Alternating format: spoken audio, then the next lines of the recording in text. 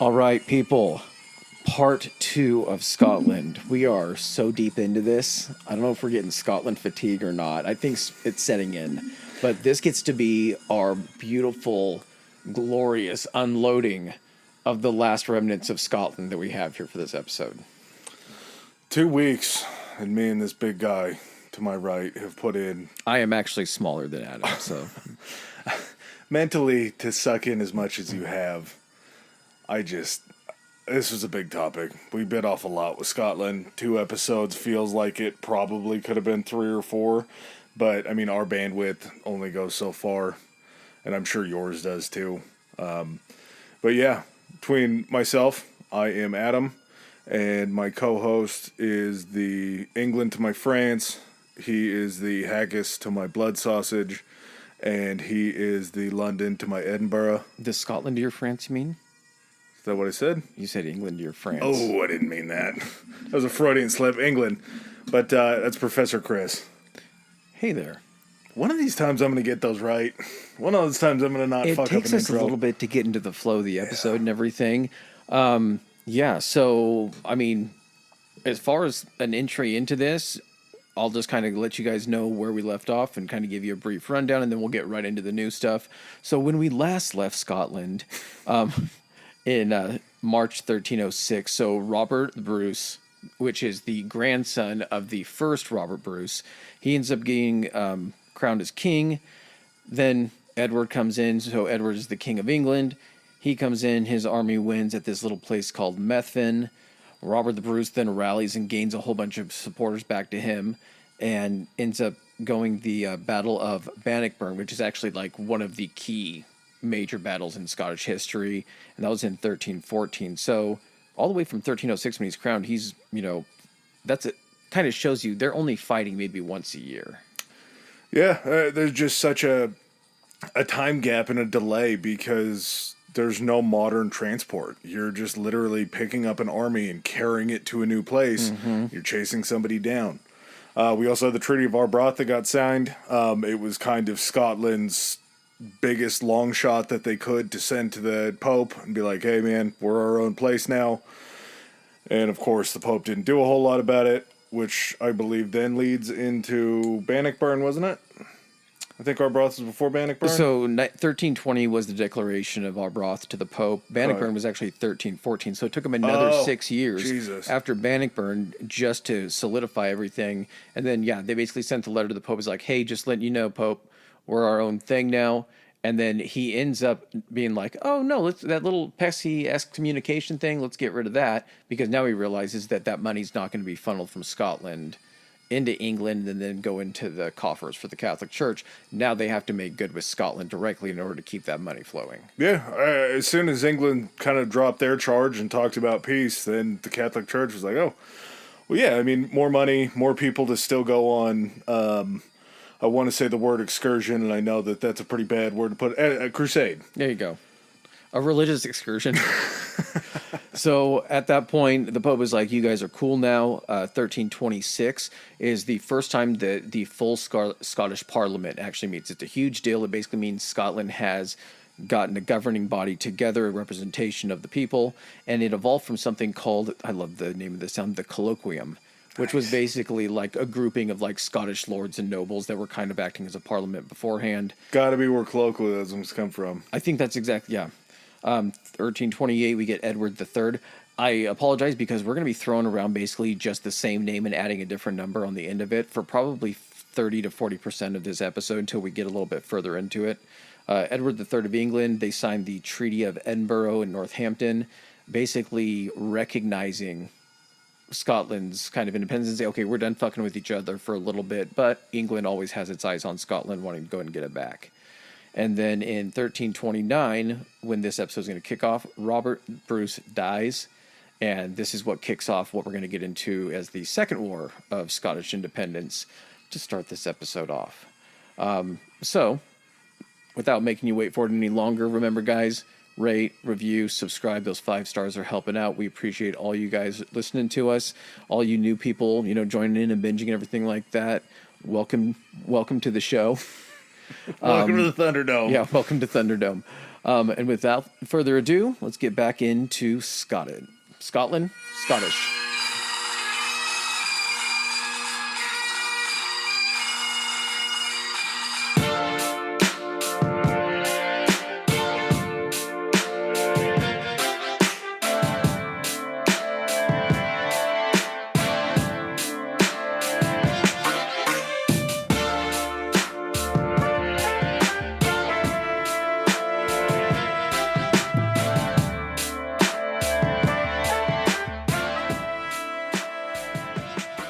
Getting back into Scottish. That's how much we've talked about it. It's all interchangeable to me at this point.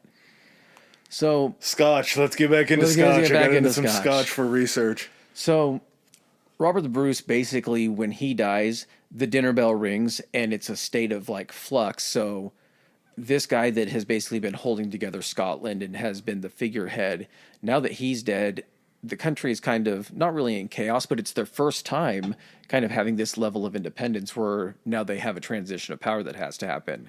And when England sees this, because they've never really turned their back on Scotland for wanting to take over, this is when they start back up, and they're like, well, who can we put on the Scottish throne? Who do we got with some connections to this family? And they find this guy we talked about last episode, John Balliol. They find out his son Edward, again another Edward, led a basically an English-backed invasion of Scotland. So England's just like, hey, we have this guy. He has a claim somehow to the Scottish crown. We're going to go ahead and give him some soldiers, send him into Scotland, and see if we can take this thing over again. Not to backtrack, but we got to set up a little thing here. You know how De Bruce went out? You know, his death story, what happened to him after he died? It wasn't VD, was it? I don't remember what his cause of death was, but what he wanted with his afterlife and his remains was that they go ahead and take his heart out of his body and they put it in a lead box because he always wanted to go on crusade and he wanted to be there in heart during the time that they went on crusade. Got too old, ended up dying. After he dies, I want to say the guy's name was Commander Douglas. I know his last name is Douglas. I'm not sure about the commander or whatever he was. I don't remember his first name. But he actually starts kind of like a family war that would come later on. Goes ahead and takes this heart that's in a lead box that he wore on a chain around his neck. Wears it into battle. And I believe it was somewhere in the Iberian Peninsula in Spain. They ran into somebody as they were trying to get to the Middle East so they could go on crusade. And Douglas stands up onto his horse. He takes off the chain. He throws De Bruce's heart into the middle of the battlefield. Then he jumps on down and stands over the top of it. And he says, "One more time. I'll defend your honor one more time." So just this very odd, I'm sure half of it maybe happened, something like that. But this guy was a pretty big deal because this Douglas family that ends up coming for him starts to kind of put pressure trying to have a claim to being like a strength backing the Bruce force. Gotcha. Powerful by association. Exactly. Yeah. Did they end up bringing the heart back, right? I don't know. The heart's just, there's a lead box in someone's private collection. They're like, this is actually Robert Bruce's heart. Yeah, dude, who would do that shit? But yeah, once De Bruce is out of the picture, thank God he had an heir. Because that becomes a really issue when you don't have an heir. Good news, bad news, have an heir.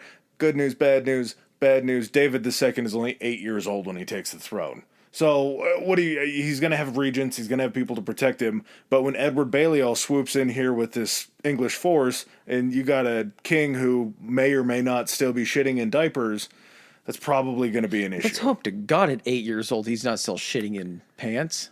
The incestuous nature of these people leads me to believe that there's nothing that could have been strong in their bodies. I can't argue that medically with you. So King David being 8 years old, yeah, the country's kind of being run by some token figures, basically running it in his stead. First big battle of the Second War of Scottish Independence happens at this place, Duplin Moor, and basically saw Edward defeat a massive Scottish resistance. And at that point, with these battles, because we're talking maybe one of these happening a year, when you suffer defeat, you're fucking on the run for a little while trying to regroup. And so he ends up, oh, sorry, Jesus.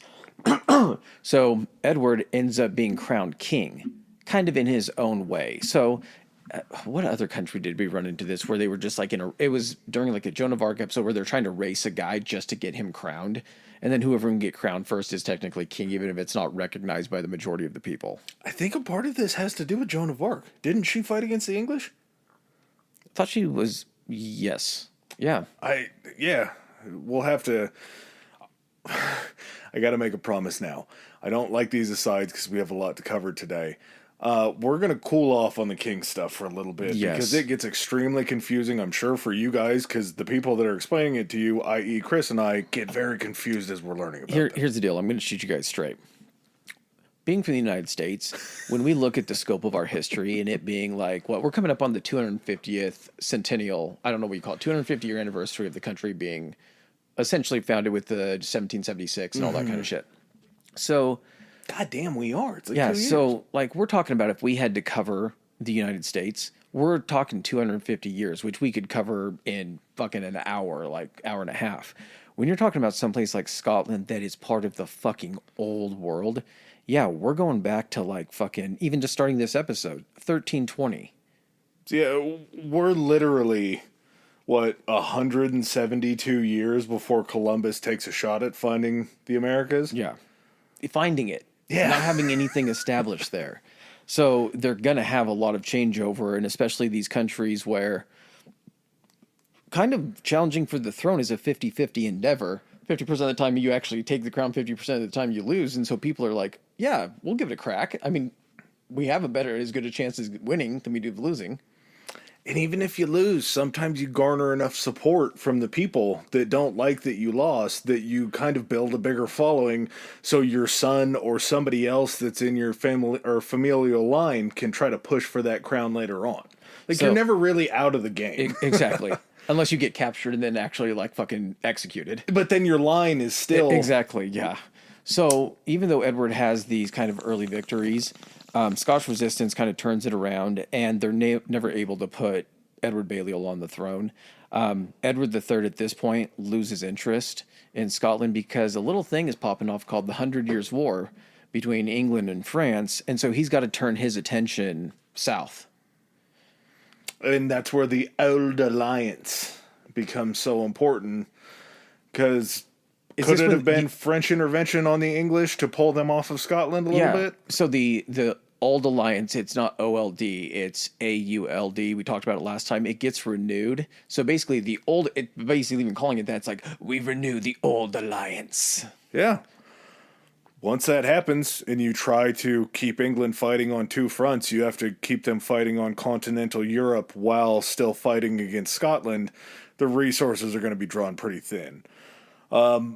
That helped out Scotland a whole lot. Of course, once that happens and King David II's 8-year-old body gets back in Scotland, he's like, well, now maybe we go on the offensive a little bit. Now maybe we push into England, because France has a lot of their forces pulled one way, so maybe we try to push down and see what we can get out of England. And with Robert the Bruce, Edward II, his son, he was actually in France. David II, he was actually in France. So they still had this agreement with France that they would kind of shelter and protect these heirs to the throne, so they're not all in, all your eggs aren't in one basket.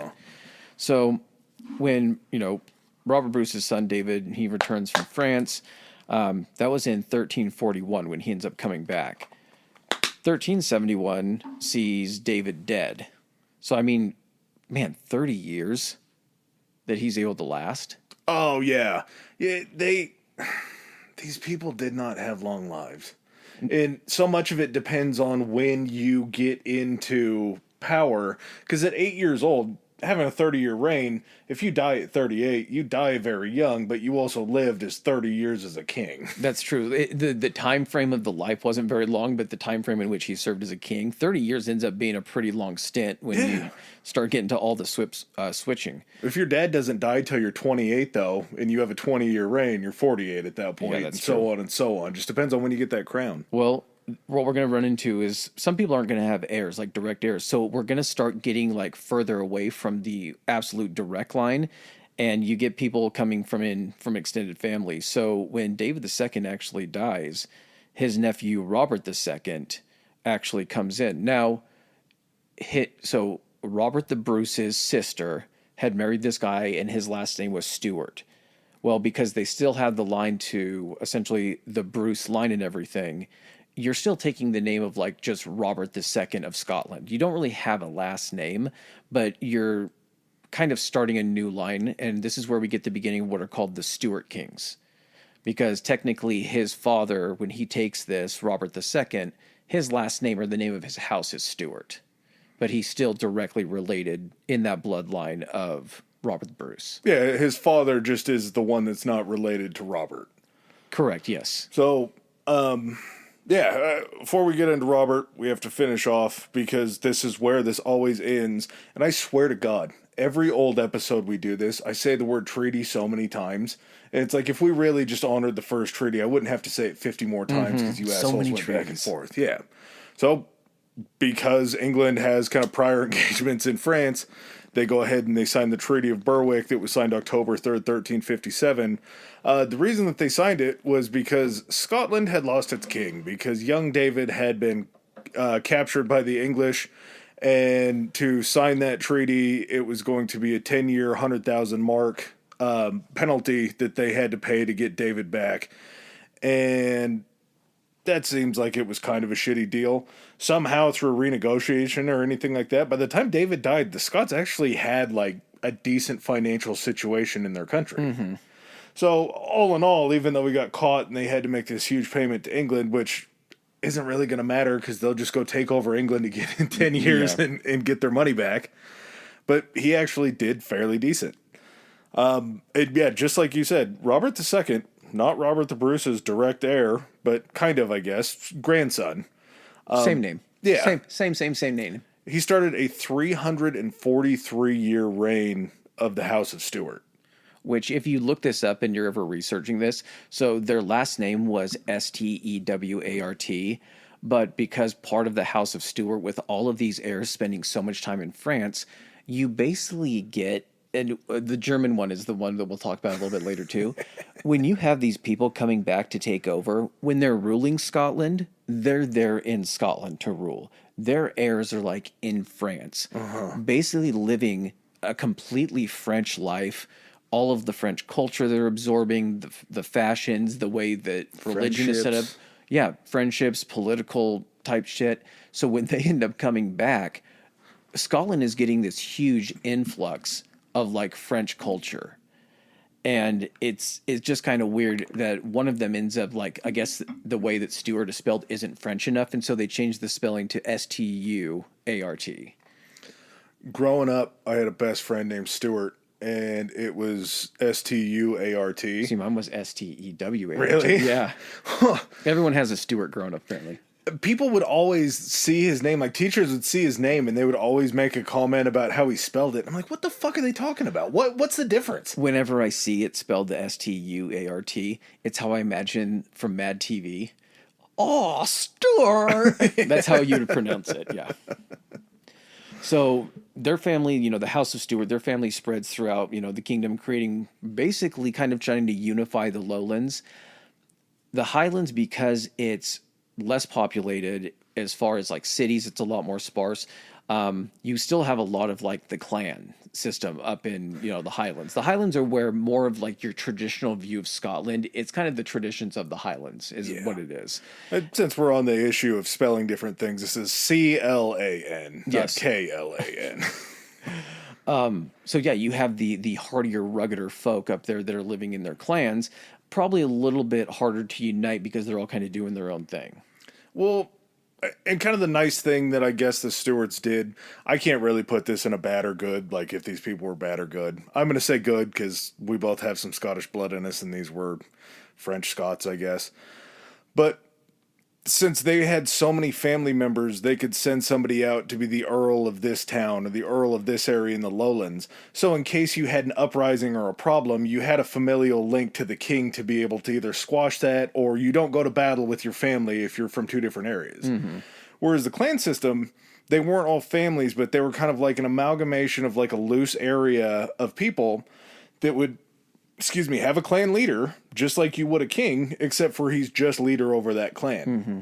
So if these people are nomadic, or if other clans come close to them, you still have clan wars. If you aren't at peace with them, if you haven't brokered a deal or something like that to where you're both cool with each other.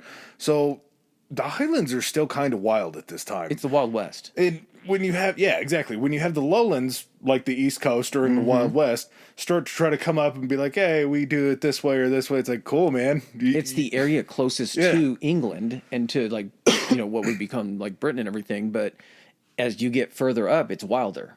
The influence hasn't reached up there. You're still getting people that are like that fucking Norse blood and like the fucking Celts coming over from Ireland. I think anything in the lowlands, all the Highlanders just called them North English, like or North Sax or North Anglo or something like that. And again, the people from the lowlands seeing the people in the clans are like, they're just savages. They're just these weird, long bearded miscreants that just hang out up in the hills. And I think I honestly probably would like the Highlands better. Because that's like what your view of Scotland is, like the castles and all that kind of stuff. So Robert the second, first Stuart king, we come down to his son in 1390, Robert the third. He ends up sending his son James to France in 1406. And I don't know what the methods of sending these people to the relative safety of France were, but you still at some point have to pass within the waters or past England. And this time it doesn't work because basically he is captured when he's sent to France and held captive for 18 years. And during this time frame, once his father dies, Robert III dies, they're like, our king is fucking being in prison. So regents have to step in. And finally, in like 1424, literally like fucking 25, 30 years later, they're like, we should probably pay the ransom for this dude. This is the only option we have to put someone on the throne. Maybe he'll pump out a couple heirs, and then we can try to get this thing back on course. Who are we paying the ransom to? You remember those guys that we signed the peace treaty with? Yeah, for some reason they got sticky fingers and wanted to steal the heir. Well, while James was gone, there was a family, I believe it was like the Albany family or something like that, or clan. And apparently they'd been fucking around and kind of wheeling and dealing. I don't know if it was with the English, but they'd been up to some shady shit. So he ends up coming back. They had done something to his father that ended up getting him killed or something like that. And basically cleaned house and execute several members of them. Because of that, him coming right in, having been a prisoner, not really been acclimated to like Scottish culture, and then he comes in and maybe tries to wipe out like a prominent, well-liked family.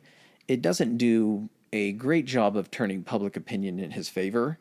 And even though he does a good job of like centralizing control for the Scottish crown, he makes a lot of enemies, and in 1437, he ends up getting shot. And is he the first one to get shot by a firearm?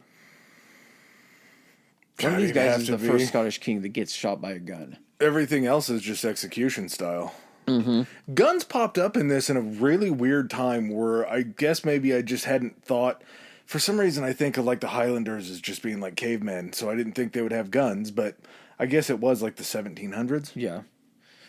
So his son, James II, is now in control, and James ends up ruling between like 1437 and 1460, so he has a pretty good run, but he also kind of, as his father did, he feels like maybe one of the reasons that Scotland can't be unified more so is you still have these noble families that are kind of like hoarding power for themselves. Yeah. So he kind of continues to weaken the nobles to basically centralize power within the crown.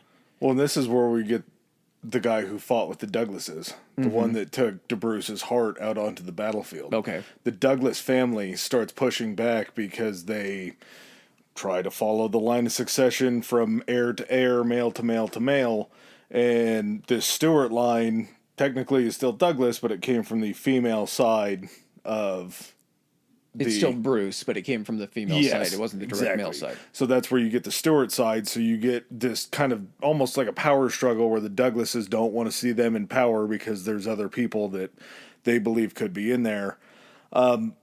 It blew me away to know that like the early rumblings of the Renaissance kind of started around the 1450s. Mm-hmm.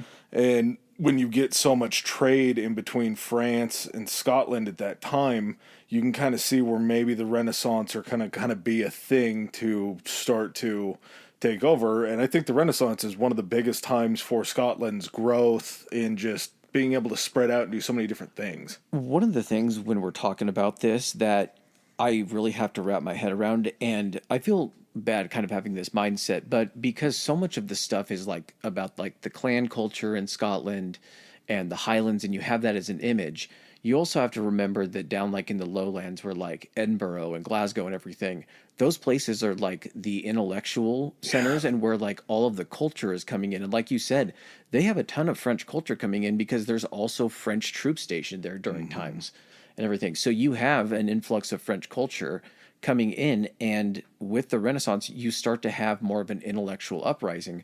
We're going to get into some of the people like the famous Scots, and I had no idea because you don't think of it as like a place where people are doing the fucking brain work. Where the theory of modern economics came from. Yeah, Is not something I would have given Scotland. exactly. James didn't do great. James tried to take back the Orkneys, the Shetlands, and the Isle of Man that were still under Norse rule, not Norman rule. Scandinavian? But Scandinavian rule. That didn't happen. Eventually, one of the kings, I forgot to write it down, ends up getting power back again. Maybe the worst thing that he ever did was in 1457, he actually banned golf. And technically, this was like the earliest mention in like legal history of golf. They'd been playing it for a very long time before this. The old course outside of St. Andrews that becomes a cathedral, it becomes a castle, it becomes a college. But they think that it was built like early 15th century. So like early 1400s is when this links system was built that was outside of St. Andrews.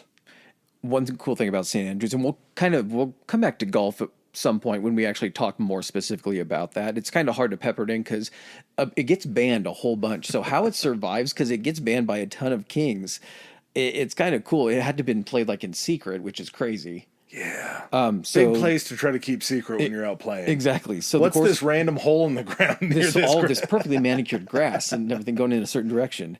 St. Andrews, how it used to be played is you would play 11 holes. And how it was set up is because it was like on a narrow strip of land kind of by the coast. You would go all 11. You would turn around and then play them all in reverse. So you would play 22 holes in total. Well, what happened is when it started getting more developed, they came in and they said, a couple of these holes are too small. So they joined them with other holes, making 9. You would play the 9 holes out. You would play the 9 holes back. And that's where we get the modern advent of 18 holes for a round of golf. Golf wasn't invented in Scotland. The modern game of golf, this is kind of where it was mastered and honed and became the modern game. Yes. I don't know if there's enough there to do a golf episode, but to know that like it was being played in China, and it makes sense. Like rougher forms. It does, but when you think about the concept of what it is, it is really kind of a basic. Like, how many times has someone taken a stick and tried to hit a rock? Yeah. And then you just design something that hits the rock more consistently, and then you find get a stick rock. with a knot at the end to where you can make more connection. Exactly. It's like the concept that like there's types of stick ball that get that get developed everywhere, and so every country kind of had their thing. But Scotland is definitely the inventor of the modern game of golf as we know it today. Links golf, baby. Yeah. It's the fatherland. We played these courses now, and a links course as opposed to like a traditional course that we play now in most countries. I think pretty much all countries, but there's still a few links courses around. It's completely different because on a modern course now, you have a lot of fairway.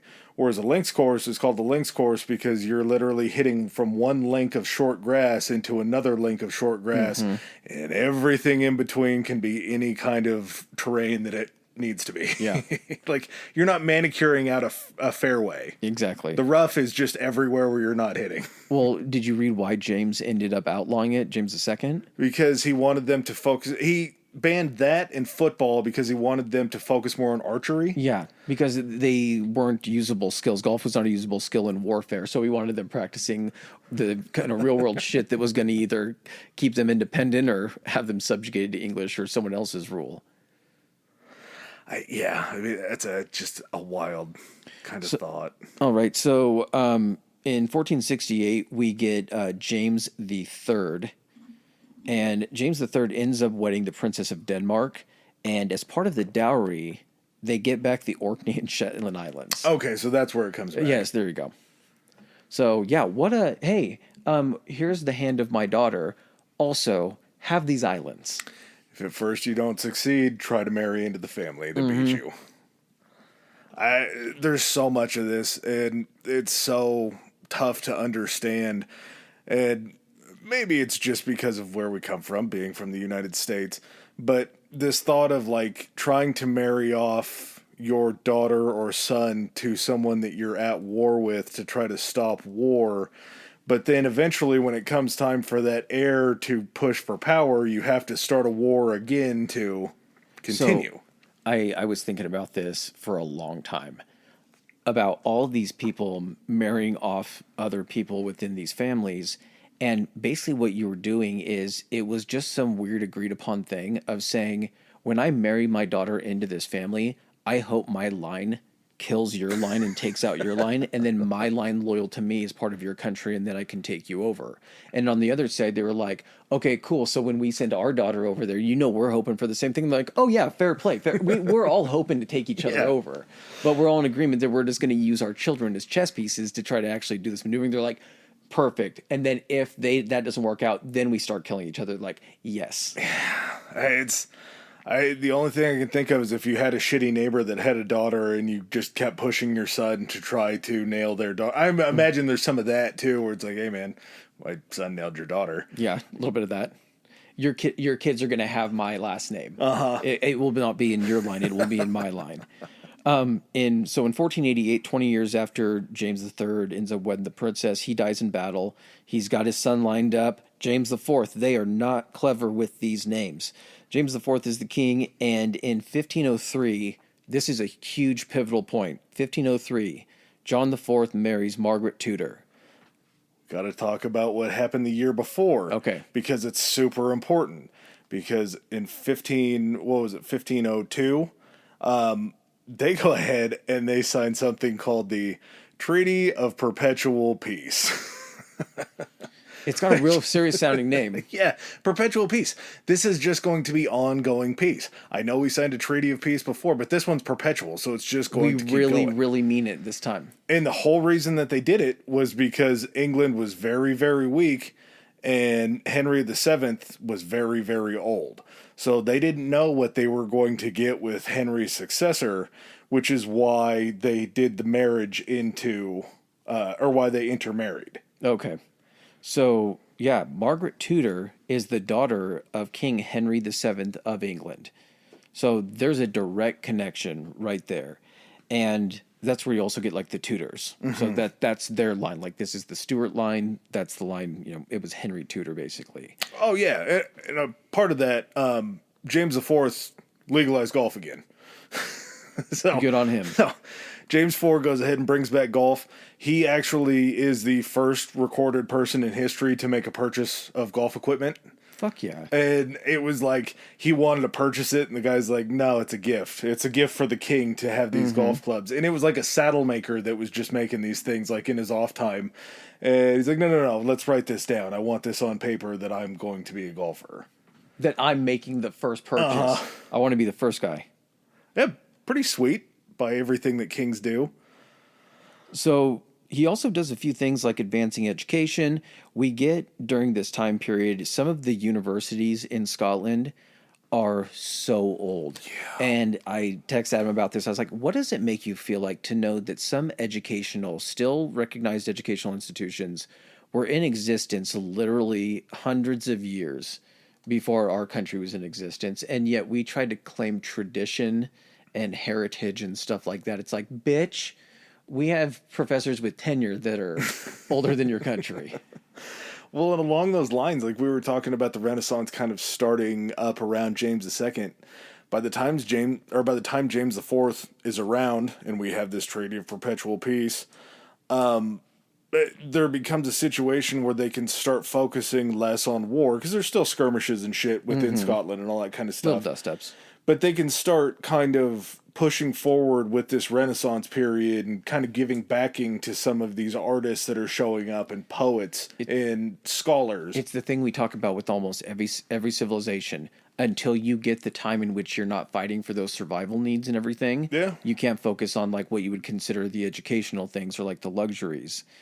One thing too is at this point, kind of during like leading up to it would be the 16th century, right? 16th century is 1500 up to you get the even before that you get the University of St Andrews, which dates back to 1413, University of Glasgow that dates back to 1450, and the University of Aberdeen that dates back to 1495. 1495, 3 years after the Americas were founded. So they had two universities before Columbus even set foot in the Puerto Rico or wherever he landed. Yeah. I mean, that's how is that possible that they were that much further ahead and advanced? And like you say, that's 1413, 1451. That's a hell of a lot longer back than I would have guessed that colleges were that big. That big of a deal. I know. But they did start out as religious institutions that were training St Andrews, and that kind of stuff. they were training bishops and different things like that, Yeah. clergymen and all that kind of a deal. Those were the people that got to get educated. And then eventually they started making some electives. They started Bringing opening in up. noblemen's sons and people of high esteem to learn at their institution, so they could also claim that, like, we educated the king's son or some shit like that. In 1512, the Old Alliance gets officially renewed. Henry VIII attacks France. So in retaliation with the alliance, that means James IV is going to invade England, and we get what's called the Battle of Flodden Field. So because the alliance between Scotland and France, if England goes to war with France, Scotland is officially at war as well. But what about the Treaty of Perpetual Peace? It was supposed to be perpetual. It was supposed to renew itself every single year. Maybe it has breaks. It takes breaks and then it renews years later and everything. We made it 11 years before. We're just like, let's go back to it. Now, we do better as enemies than friends. Flodden Fields, that was the one where not only did James IV die, a ton of other noblemen and a huge chunk of like their political, like governmental body was also killed. These people were all out just fucking fighting. It wasn't like, let's like hold maybe the brain trust back or anything. It's just like, nope, fuck it, send everyone. And because of that, James V, yeah, I know, big shock. He ends up getting back into that situation where he has people having to run the kingdom for him. So, I mean, from 1512, James V doesn't even step into office until 1528. So there's like 16 years there where people are just kind of like doing God knows what with the country. Yeah, but what do you... Technically, he's still alive. He's still out fighting on the battlefield. That's true. Like, Well, he's just not... he gets married first time. I think he has some kids. She dies or he's tired of being married to her. So he ends up marrying a second time this woman, Marie of Guise.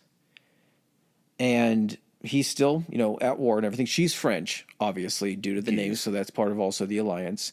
James V ends up losing to England, and in 1542, he ends up dying shortly after that. They said it was due to a broken heart from, like, the loss of, like, not really Scottish independence, but just from the loss of the battle, I guess. Well, and I mean, that, and you know what happened 6 days before he died because of this broken heart? He finds out he has a daughter, right? Mary, Queen of Scots, is born 6 days before her father dies, which means that she ascends to the throne at a hearty 6 days old. Mm-hmm. They said that she was, which obviously she's so tiny, you're not going to fashion a little crown. When she ascends, she's being carried, swaddled to the throne. She would still maybe potentially be in the hospital for monitoring over here. In there, they were just holding a crown above her head as she gets coronated. Pretty much. And because essentially this is a female heir, this opens the door for what's called the rough wooing. And the rough wooing is exactly what it sounds like. So you sounds basically... like Ric Flair leaving a bar at 2 a.m. That's exactly what it sounds like. Woo! So you have all of these countries looking at the throne of Scotland, basically being like, if we can send a male heir here, he will then technically be King of Scotland, or their children, which will be mostly raised in our fashion, we can then control Scotland or have a piece of it. So everyone is trying to go ahead and throw their hat into the ring. And Henry VIII is basically like trying to force marriage through conflict and fighting them in order to marry his son, Edward. I know, a big shocker that it's another Edward. And basically trying to get them together. That way it's unifying. It's kind of taking it out of the hands of the French to try to then marry into this, and basically saying like, we're tired of these French alliances and everything. We want to get some of this English blood all up in that Scotland. And again, Henry VIII is basically just trying to, through battle, is like, we're going to keep fighting you until you guys agree to these terms. Marry my son and we'll stop fucking killing your people. It's so simple. So luckily in 1547, Henry VIII actually dies. And because of that, Mary is actually sent to France. So they made no agreement to marry his son, Edward. They survived the rough wooing. And she was sent to be the bride for the heir to the French throne. What did they call him? The Dauphin, right? I believe so. Yeah. To make this whole time just a bundle of sticks harder, in the 1540s, you see the Reformation of Catholicism into, I nailed it, yes, into Protestant beliefs. And a guy named John Knox starts to bring in this Reformation with a guy named George Wishart in the 1540s. And this becomes an issue because when you have a new religion sneaking into royal families and coming from these noble places, it kind of starts to change the way that government is formed, because we're never going to be in a meritocracy at this point. But we do kind of come to this religious crossroads, whereas the Protestant religion starts to take hold within the government. You have someone like Mary, Queen of Scots, that was still Catholic because she was raised or born and raised Catholic before the Reformation happened. As she goes over to France, she's leaving a Scotland that's slowly turning Protestant, that only makes her life so much harder when she gets back. The Reformation is the simplest, most understandable thing that there could possibly be. So basically what it was is, with the Catholic Church has a system of people, of like tiers leading to God. You have the Pope, who's the closest to God. You then have cardinals. You then have archbishops. Then you have bishops, all that kind of stuff. So basically you have 4 people between you and God. And these are people telling you that you have to speak to them about this kind of stuff, and then they'll pass the message on to God. The whole point was, these people are like, no, you're not the fucking gatekeepers to God. So if you did believe in God, why wouldn't you just believe that you have a fucking direct hotline and you could talk to him however you wanted? And so they were basically, the fucking Catholics were pissed off because they're like, they're onto our fucking tricks. If they think they don't need us to talk to God, we're not going to get any more money from them. We've obviously, that's like, it's basically like having a plug, and then you find out that, you know, you can just grow it yourself. Yep. And then you start doing that. And then your plug is like, God damn it, I got to come burn down this guy's fucking grow op just so he has to buy some sold medium. him the weed with the seeds in it that he then picked and grew his own plants. Yeah. So the Reformation makes complete and total sense. They're basically just telling the Catholics like, hey, we don't really need you guys to talk to God. We're still going to talk to him, but we're just going to do it ourselves. And the Catholics are like, oh, can they do that? Well, and then the only real difference between the Protestant religion and the Catholic religion at this time, I think, was the Catholic religion, the bishops and everybody were brought by the church. Mm-hmm. Whereas I think Protestantism, there was like a royal type finessing to put these bishops in place. Yeah. Because they still had them. It wasn't like, it was still the game of telephone.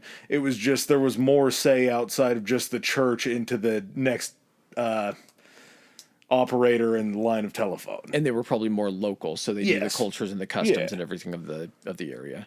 So not a big difference, but somehow it was such a big fucking deal. Like we said, Mary was Catholic. Her first regent was a pro-English Protestant named James Hamilton, and he was her regent for quite a few years, I think, before her mother, Mary Guise, kind of stepped back in. But she's being pushed into this religion while she's being Catholic. And I believe France at the time may have still been Catholic. I'll probably be wrong about that. I hope somebody can correct me, because if you got to Google that, you're going to be down a little bit of a rabbit hole maybe to figure it out. But once she gets over there, boom, Prince Francis shows up. Prince Francis is a very handsome man, and his ascent up the ladder is... Francis II, right? Yes. Francis II. Uh-huh.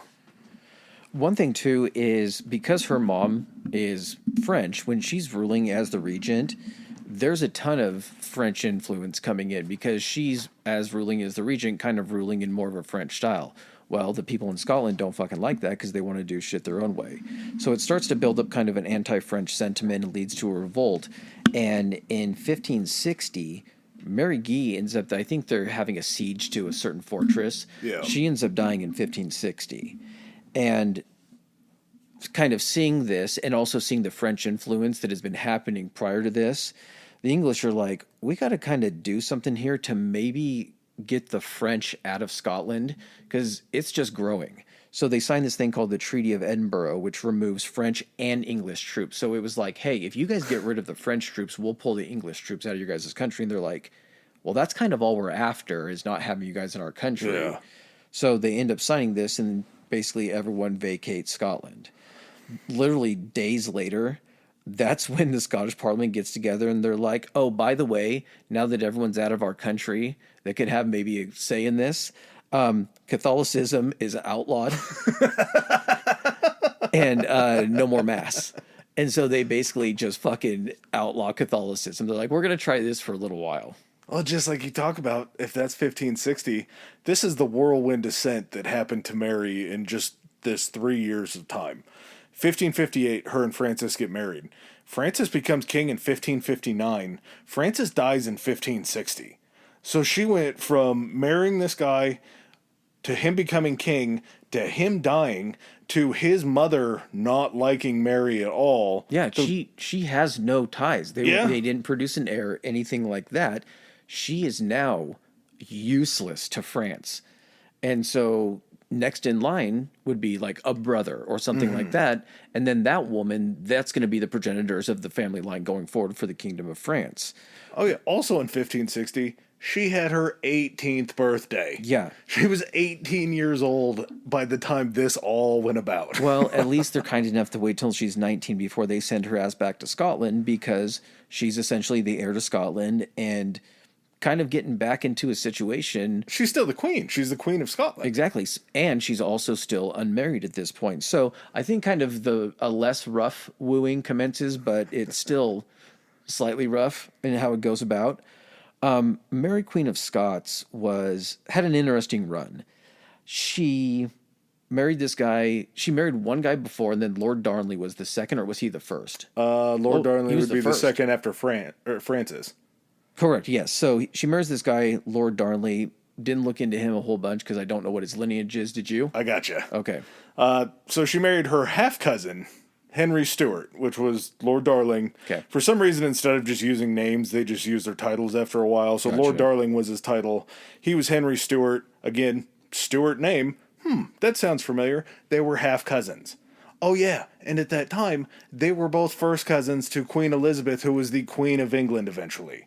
So there's this weird kind of familial thing where Elizabeth was actually like pushing suitors towards Mary, and Mary kind of happens upon her half cousin, Henry Stuart. At a reunion. Yeah, as one does. At a family reunion, as it was.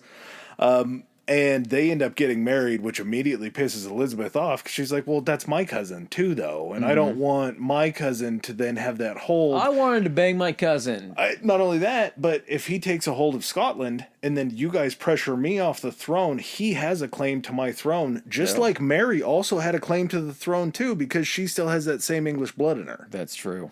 I did not think about it from that. So it's just this weird battle of like who has the crown on their head and who's going to try to take it, to where these marriages turn into just pieces, moves on a chessboard. Well, the marriage isn't very happy. Mary might have been banging her sexy Spanish secretary. He was Italian, I thought, wasn't he? Spanish or Italian? I can't remember. Either way, it's a sexy boy. His name was Orizio. So maybe Italian. It sounds a little bit more Italian. Risotto. Also, I don't know if Italy was still in the Iberian Peninsula at that time, so technically it could have all been considered Roman, Italian. Yeah. I'm not sure. And because of this, Lord Darnley doesn't take too kindly to her secret Italian lover. And not to mention the fact that she is now pregnant at this point in time. Oh, so it could just as well have be Rizzio's if they were hooking up. As that it kid could come out with the tan, and there's going to need to be a lot of explaining to do. a little me, myself, and Irene. So fucking Lord Darnley ends up like gathering together this fucking mob basically, and they walk into the fucking castle. They're having dinner, as in Mary and this Rizzio guy, along with a couple other friends, are all at dinner.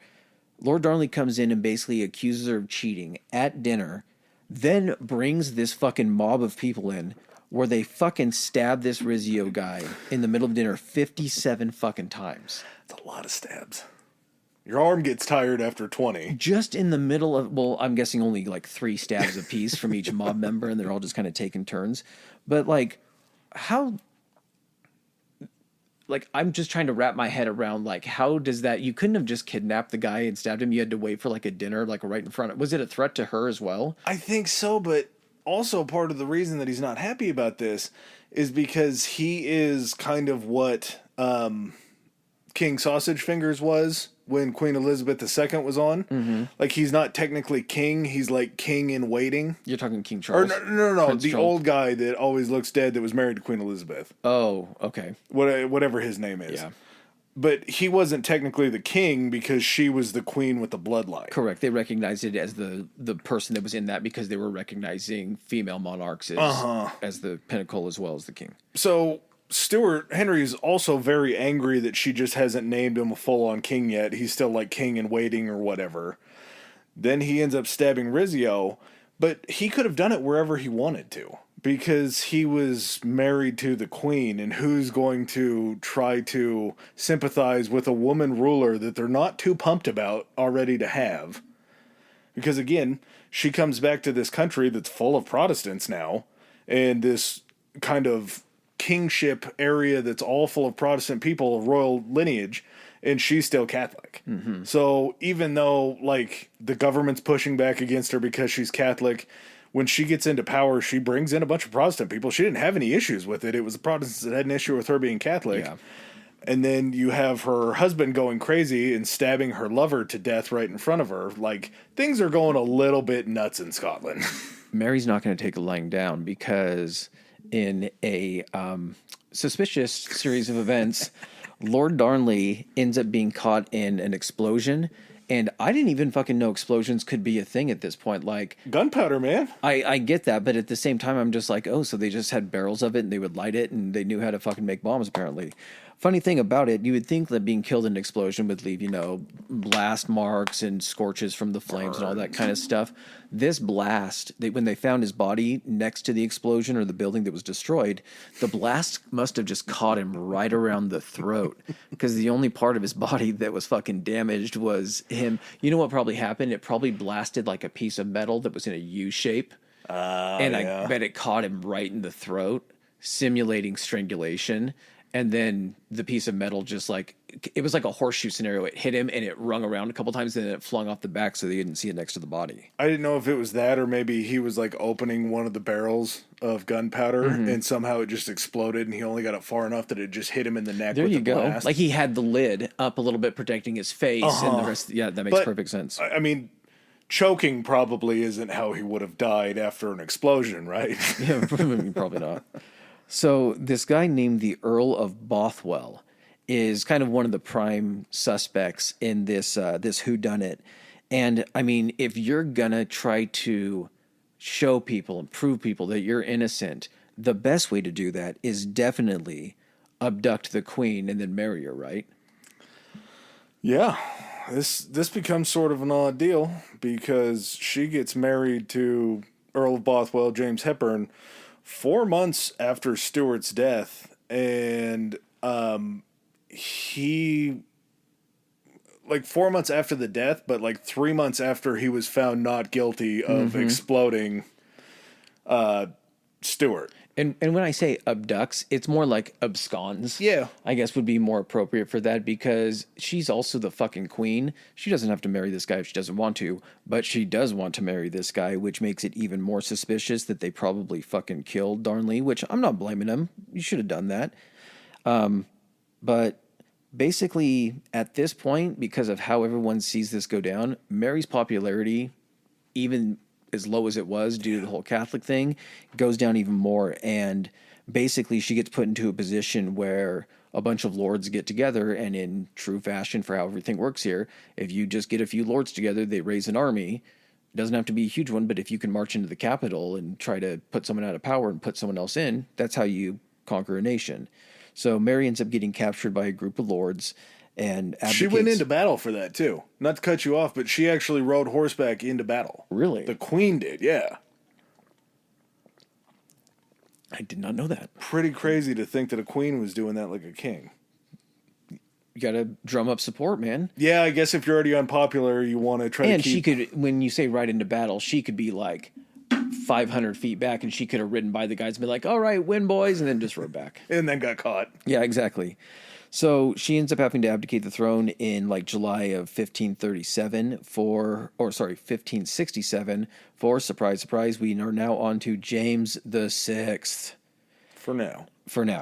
Now, one thing Mary does is because she has to abdicate, it's not she's like stepping down and being like, I now pass rulership onto my son, James the Sixth. She's like, no, you're fucking out. And because we just put people into power, even though they're in your line, hoping that they're going to be better or somehow not crazy, James is going to now be, your son is now going to be the king. Yeah. While we're kicking you out for it. So he's got a penis again, so he's going to be a king again. well, she ends up escaping, and where's she going to run to? Who could she turn to in her time of need? Probably got to go to your cousin Elizabeth, who's ruling over in England, right? Mm-hmm. Because she loves you, and you definitely haven't done anything to make her upset. Or left yourself open to maybe being prosecuted for the death of a former lover that was also the cousin of Queen Elizabeth. Mm-hmm. The latter of those situations actually occurs, and where Mary thought she was going to receive shelter, Elizabeth ends up having her executed. Well, to be fair, the only reason that she was executed was because her current husband, Lord Bothwell, had created a bunch of fake letters that attached her to the bombing plot of Elizabeth's cousin, her husband, and she was imprisoned for that, then escaped, tried to make a claim on the English throne after she escaped, because that was her, like, home run. That was her Hail Mary, was to try to take it over. Once Elizabeth puts that down, they go ahead and put her to death. And the executioner had to swing that axe 3 times. 3 times. Thrice. After he, I believe, hit her in the back of the head and then in the back, which sounds really gruesome, he finally got it, but he didn't get it enough because normally once they do, they hold the head up. Mm-hmm. And she was so entangled with so much incestuous blood that he just grabbed her head and it was still attached, and he just held up a handful of hair because it had all fallen out. Oh, Jesus Christ. All right, well, that becomes the rather ceremonious end of Mary, Queen of Scots. We're getting ready to move on, and before that, let's take a bathroom break. Oh my God, Adam. What is that up in the sky? It's a bird. It's a plane. It's socials! Oh my God. It's faster than Instagram. That's historically high pod on Instagram. More powerful than X? It's historically high, historically HI on X. Able to leap tall threads in a single bound. Back to historically high pod on Threads. And, I mean, I guess there's still Gmail, right? We got that too. That is historically high podcast at gmail.com. All right, guys, back to the show. All right, so Mary is dead, and James VI is up. James VI fucking walks into a money situation. Well, he was already running Scotland. Yeah. Because once Mary abdicated and he took the throne, I think he was King of Scotland for like 30-ish years before this happened. Yeah. So he already has kind of like this tenure, but Mary's dead, doesn't really affect his lineage at all. What does affect his line, though, is that in 1603, his Second cousin. second cousin, yes, Queen Elizabeth I of England, dies as the Virgin Queen. She dies childless. I don't want to say virgin queen. Childless. She dies because she was not a virgin. You don't think? I think she was like the Nancy Reagan of Oh, the really? British court. And Maybe. I have no clue. nobody was I'm just making it saying stick that. when they were throwing it against the wall, and that's what happened? Exactly. So somehow, 1603, James VI, King of Scotland, also becomes James I, King of England.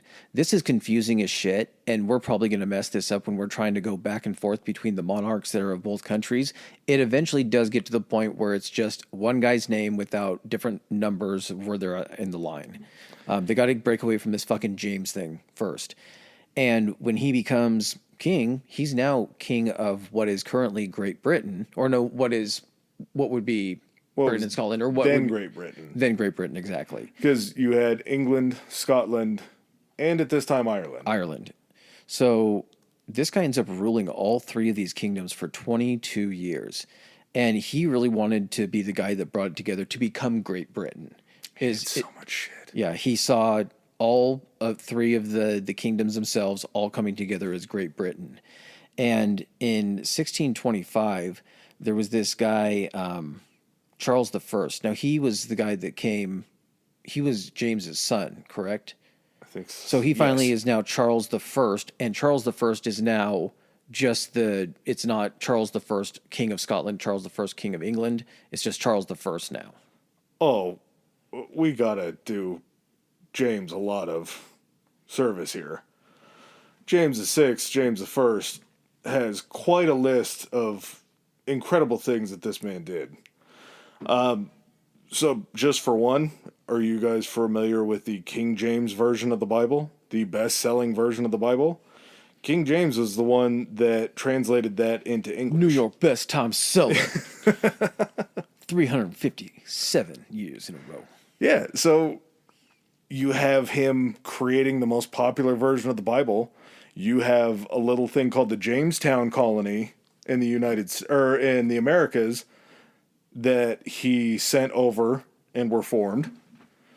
So I think I might have heard that in passing, but that didn't click. So yes, James, okay, fucking A. Yeah, you got him set up there.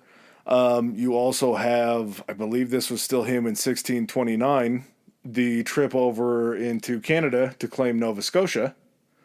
1629 may have been Charles, because I think he came about in 1625. Regardless of that, he also put down the plot, the gunpowder plot of a gentleman named Guy Fawkes. That's right. Remember the 6th of November, Some something shit like that. Yeah. I don't know. We don't have to learn that anymore. But yeah, Guy Fawkes he had this gunpowder plot with a couple of other guys. They were going to load up a bunch of gunpowder underneath the Senate building or the Parliament building and blow it up. James somehow foiled this plot himself or took credit for it or whatever. If you've ever seen the movie V for Vendetta, the mask he wears is a Guy Fawkes mask, and then he explains the story of Guy Fawkes and everything. Yeah. Yeah, I still don't know who the fuck Guy Fawkes is. He's never really come across my radar. I kind of know like the mask and shit, but beyond that, I don't really know a lot about him.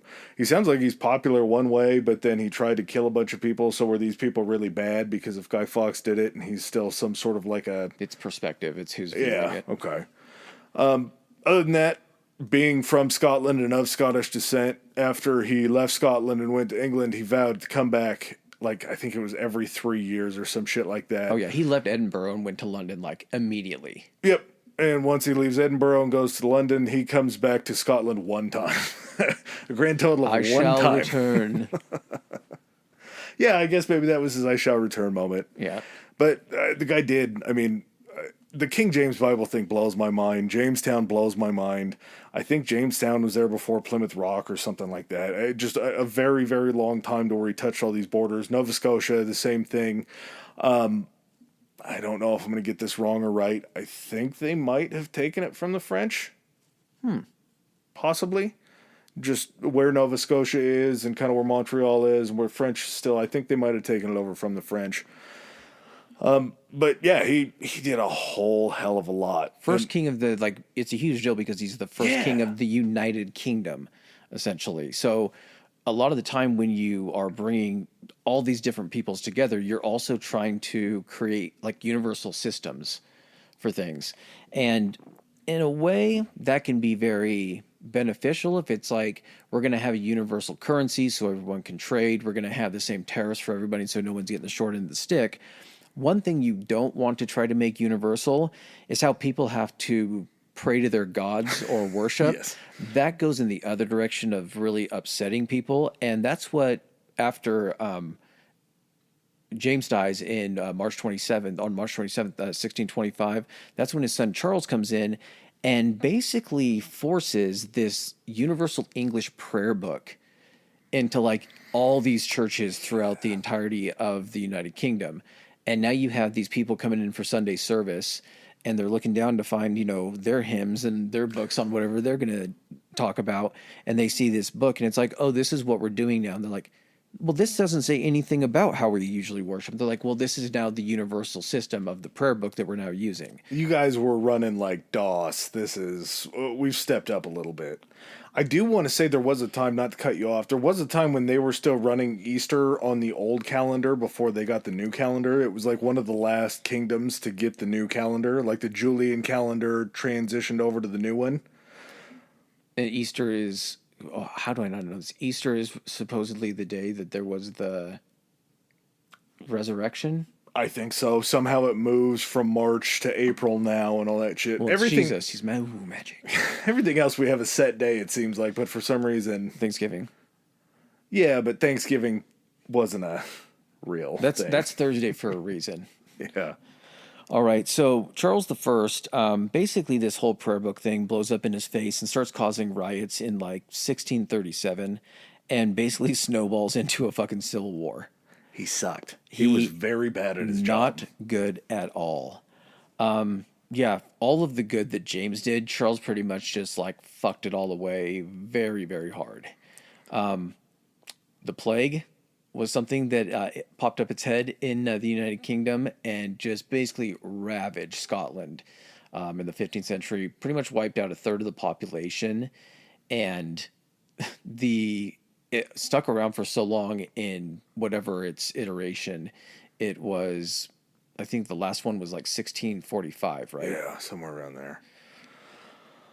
Just not good. So bad, in fact, that from 1649 to 16, this was England's lesbian period. Because from 1649 to 1660, they tried to create a republic. Like, they were so sick of this system that they're even like, maybe we don't want another king. Because these guys tend to be Scottish, and the Scottish people, we don't really still respect. Mm-hmm. So they tried to run back, or I guess for the first time, create a republic. And then eventually there's like, no, 1660, we're going to crown Charles II. We'll call him our guy. We'll take him back from Scotland. Well, he got charged, Charles the First got charged with what, high treason? Yeah. And then when was he killed? I think right after that, and it was probably 1649. Okay. So Charles II, again, comes to power in Scotland. I believe this was 1649. I don't know what the fuck they were doing in Scotland. Sorry, it's a Scotland episode. Up until 1649. No, that's right. Yeah. So he was in Scotland as king.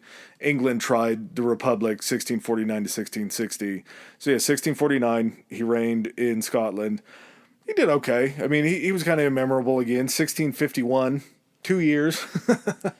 Here's the thing, too, kind of talking about, like, it sounds kind of weird to say, like, you do have a king that's over the United Kingdom, but you also have the countries within there wanting to kind of do their own thing politically.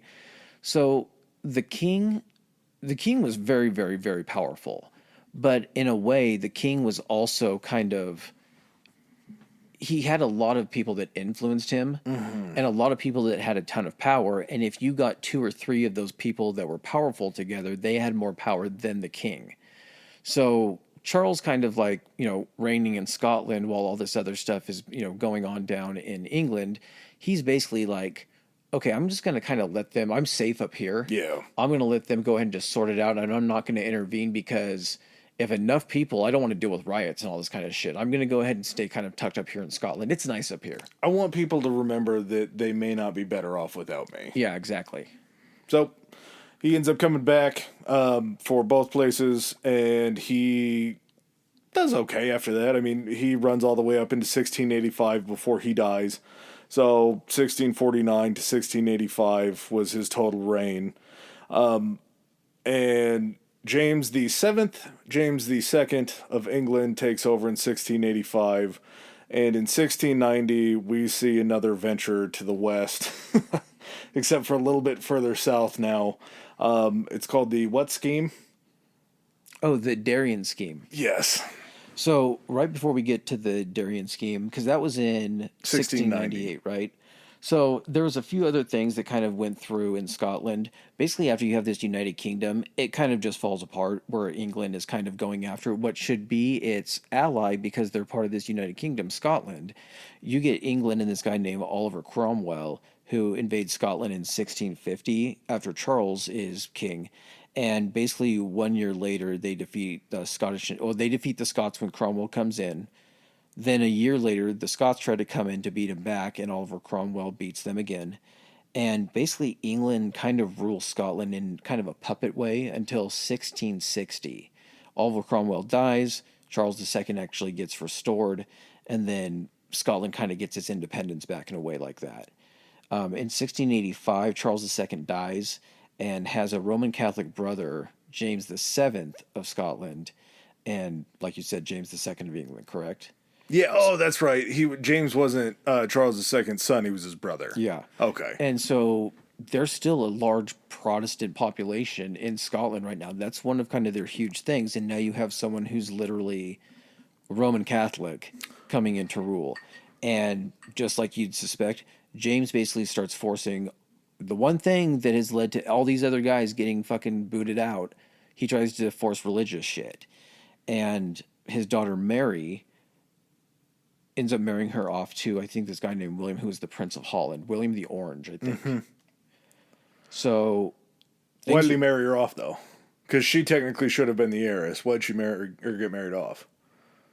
I don't know. She was Protestant. Oh, that's right. And his next son, we'll get to him. He's an odd case in and of himself.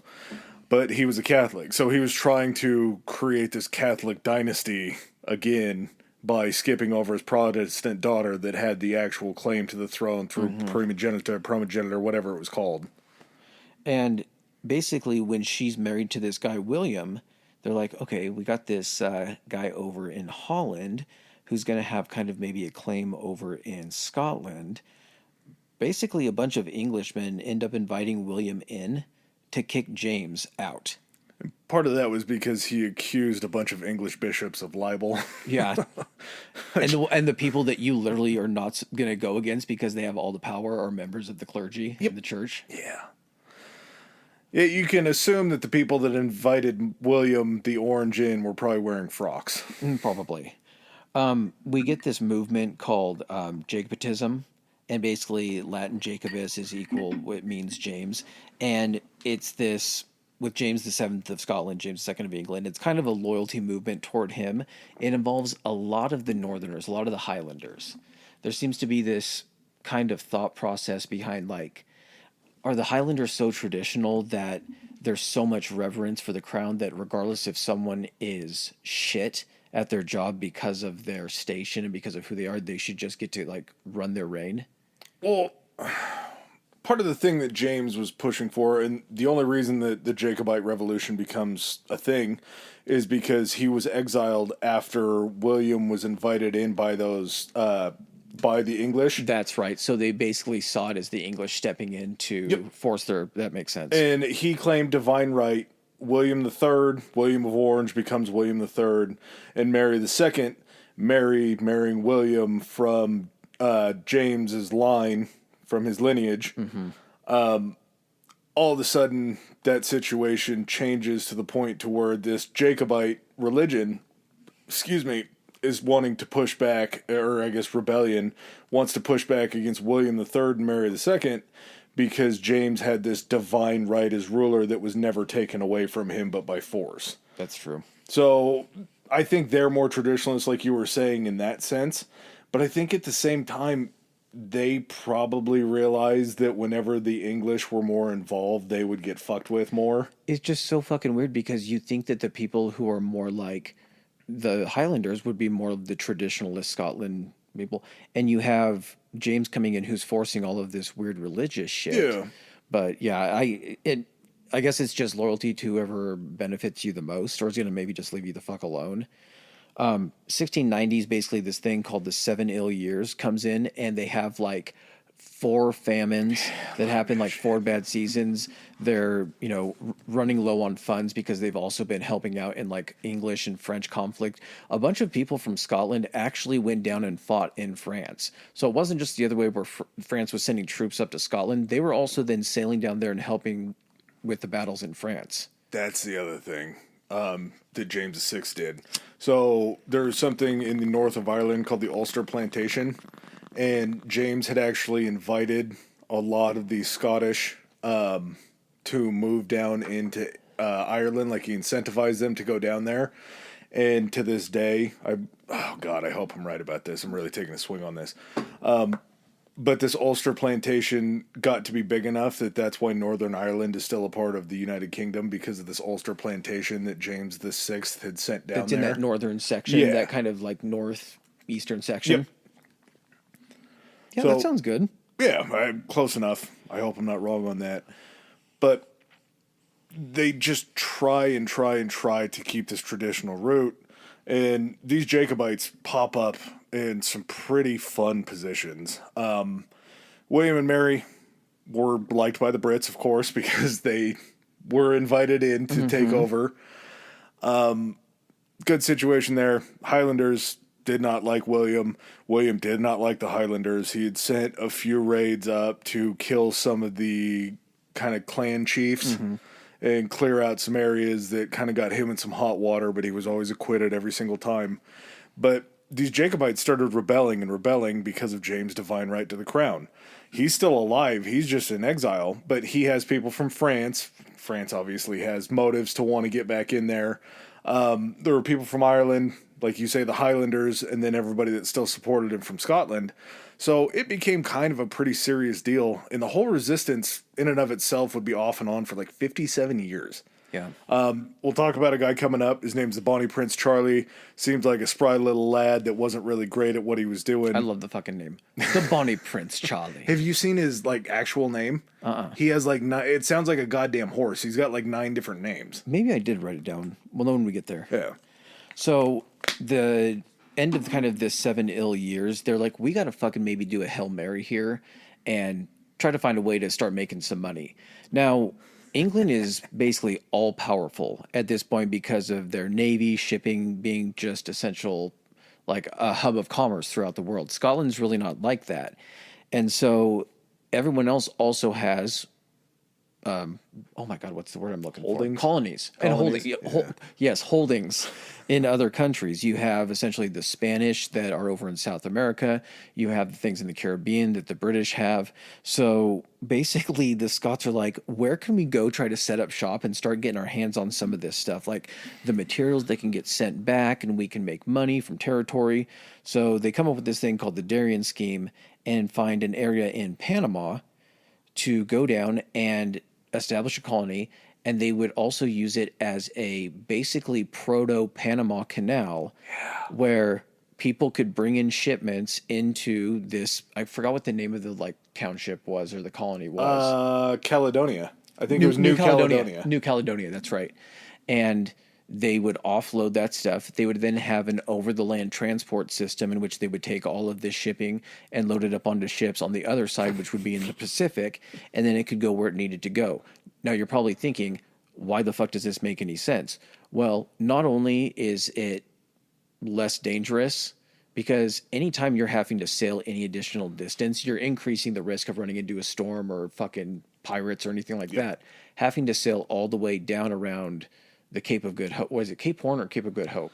The Straits of Magellan, wherever that fucking is, down at the tip of South America, the amount of time it adds to that is insane. Not only that, but you could be moving, you're not having to keep crews on boats as long. Well, You're just sending them down here. The stuff's getting moved across land, and that boat's then making a trip back to England to reload and bring it back. because literally either way that you go, I don't think the Suez Canal definitely wasn't a thing at this time. No. So it was either you had to go around the Cape of Good Hope or Cape Horn because Yeah. you had to go around Africa or South America to get to these East Indies and to get to Asia. So if you cut off an entire continent, such as South America, it's going to cut your time down dramatically. And like you say, there's so many other spots where they're not going to get attacked, they're not going to run into weather. They might lose some shit dry docking it across the country. Exactly why we created the Panama Canal. Yeah. I mean, this was like the first attempt. I find it hilarious thinking about this because you know that before this happened, it was called the Darien Plan. Mm-hmm. And then after it happened, they called it the Darien Scheme. Yes, 100%. Well, how could this thing possibly fail? It's an ingenious plan. We're just going to go ahead and move shit from one point to another, right? Well, the land had kind of already been claimed by the Spanish, as had the entirety pretty much of South America at that point. And so England, you would think that England would kind of provide some type of backing, even moral support to the literal partner in their United Kingdom. But they had also entered into this thing where them and the Spanish weren't pissing each other off. And it basically entered into like a mutual agreement of like trade and commerce that had made both of them like very rich and powerful. Yeah. They weren't cool with each other, but they liked the money. Exactly. So you basically have a Scottish colony being set up, 3,000 people end up going and set up this town. And one thing that I would say would probably be the exact opposite of the Scottish environment would be jungle, maybe desert, but like jungle comes in at maybe 2 or 3. Yeah, 1A. 1B. And diseases that these people had never seen before. Malaria. Malaria. Fuck, man. Malaria is what it always is. Not to mention some of the palest skin on the planet down right along the equator. Oh, yeah. Like, you're not going to win. You're not built for that environment. You might be able to survive the gritty highlands, but the highland training provides no beneficial help in South America. And not only are you against a hostile fucking force that is laying claim to the country and the Spanish that probably don't want you making money off their backs and, you know, making claim to their land, you don't know where your relationship with the indigenous population is going to be. And unfortunately, this thing went from plan to scheme pretty quickly because I think it was a year and a half that it lasted before they ended up having to turn tail and leave. Enough people had died. Only 1,000 survived. I think they ended up having to run when they found out that the Spanish were actually coming to destroy the fort and kill everybody.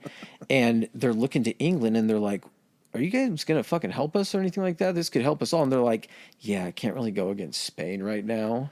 Spain's where it's happening. There was a guy that went down with the initial voyage when the 3,000 people, or when the initial voyage went down. And he was, I guess, an army officer. He was one of the guys in charge. And when they found out that the Spanish were coming, he was, you know, getting everything torn down. He's like, we need to move all the cannons from the fort back to the ships, and did all that kind of shit. He ends up staying, and I don't know if he just like hid or what he did, but when the Spanish ended up coming in, they took him prisoner. They ended up putting him back on a boat. He ended up going back to England. At the same time, they didn't realize that there had already been like a phase 2 of the Darien scheme where another set of people were going down. And because this is the fucking 1600s or 1690s, news does not travel fast. And so he ends up getting back, being able to hop a boat and be back there like a week before the second wave of Scottish colonists got there. Jeez. And it was the same fucking shit. They had to end up turning right around and coming back. This ended up, I think, costing, was it like they said, a third? So much money. A third of the like what Scotland had as far as money. Well, and the reason that it only cost Scotland was because it being a dual parliament, there was still more English in Parliament that were pushing and knocking down this scheme, partially because, like you said, they were cool with Spain and all this. But then at the same time, it was either going to cause issue with Spain or it was going to bring them money. So all of the Scottish noblemen and like the landowners and everything like that were the ones that actually fronted this. There was no tax dollars or anything like that. This was just coming from the elite level of money. And since it was such a massive failure, this isn't a cheap plan. This is a third of your entire wealth in the This country. is a country crippling Yeah. plan. And because this happens, Scotland unfortunately starts to look really desperate. And they got to look to somebody basically for help to try to kind of pull them out or get them into a position where they can pull themselves out. And in 1707, we come to what's called the Acts of Union, and basically was to converge Scottish and English parliaments, having the both countries operated by one form of government, one governmental body. Well, yeah, Scotland sees nothing but bonuses, during or with like trade routes, already established trade that England has. If they can just throw their wares and everything into that same stream, it's all going to get taken away and it's going to get exported. Mm-hmm. You're going to have a flow of cheaper imports because you're all one. You're opening up your pipeline. It's like you're trying to squirt water through like one tiny hole, and all of a sudden you just get to jab a whole bunch of holes in the hose, and now everything is going. You're using the most powerful fleet of commerce in the world currently to get all of your products and everything and try to grow your economy. Not only that, but like you said, stuff's coming in at a much higher rate too. Oh, well, and it definitely didn't hurt. 1694, Mary dies. So William of Orange, that was invited in, stays king. They're battling France at the time. So he just kind of fucks off and spends a lot of time down in France fighting. And meanwhile, while he's fighting down in France, English Parliament's just kind of doing whatever they want. Like, English Parliament is going through and like, hey, we got to run this by the king. Oh, the king's fighting in France. What about the regents that he brought in? Oh, those were our guys, so let's ask them. And then it's just like, yeah, sure, why not? So once William ends up dying, Queen Anne, the daughter that got skipped over from... It's going to get confusing here, folks. Bear with us. Yeah. The daughter of James II, who is still alive, who's the leader of the Jacobite Revolution. The sister of Mary II. So this wasn't Mary who got skipped. This was Anne, who was behind George, behind Jesus Christ. We're just going to hop, skip, and jump through this because it's a bunch of people that are all together. Yeah, they're all related. What ends up happening is basically you have some people that weren't able to produce heirs or anything like that, and this whole series of events ends up leading to the end of the House of Stuart.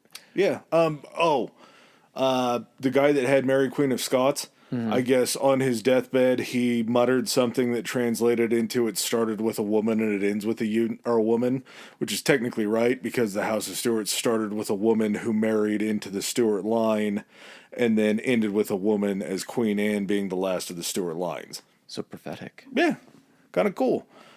She only ruled from 1702 to 1714. And in that time, I hate that this is like the one big thing about her, because it's just so crazy that this is all that I really got out of reading about her. She got pregnant 17 times and still failed to produce an heir. 17 That's times. That's fucking rough. Yeah, and then she also is the end of the House of Stuart. So at this point, like, who gets plugged in? You got to start looking for people who have like the most direct bloodline, and have probably never even fucking stepped foot in Scotland. I might not even know where Scotland is. Definitely didn't. Cue George I of Great Britain, German-born and raised George I of Great Britain. His great grandpa was James VI, also James. So James VI of Scotland, James I of England. He united the crowns, and the one that united it, and was basically a member of the House of Hanover. Now, George didn't speak English or Scot, so I don't. Okay, this is the not nepotism, but the bloodline hierarchy thing at its most just fucking ridiculous. You're looking for someone to rule the country, and you have to find somebody who doesn't know anything about the country, nor do they speak either main language that is spoken in your country. Why is that? Why do you put that person in power? Desperate. how do you just keep going along with? Are you hoping that like once that person gets in, we can put up with the person's rule for 15 years until he produces an heir? Then maybe we kill him, and his heir, who will then be Scottish at that point, will do better. Like, is it just a game where like you get a shit hand and you're just like, well, I guess we got to deal with the shit hand for 30 years until we get another crack at it? Yeah, man. Or what you do is if you are the son of King James VII, the leader of the Jacobite Revolution, and your name is James Francis Edward Stuart, you go ahead and you try to depose George on his way to England. Listen here. Listen to my names. I'm James. Everyone is fucking named James. James is synonymous with Scotland. Francis. Yeah, I got those French ties. Then it's Edward. Edward, what could that be? That could be Scottish. That could be English. What is that? And Stuart. Shit. Everyone knows the Stuart name. No way. I don't think that's it, but that's a hilarious. They're like, what names can we just fucking tie together for this kid that gives him pretty much a claimant to anything and everything? That's badass. Look up Bonnie Prince James' full name. Okay. Because it'll shock you how many names are in there.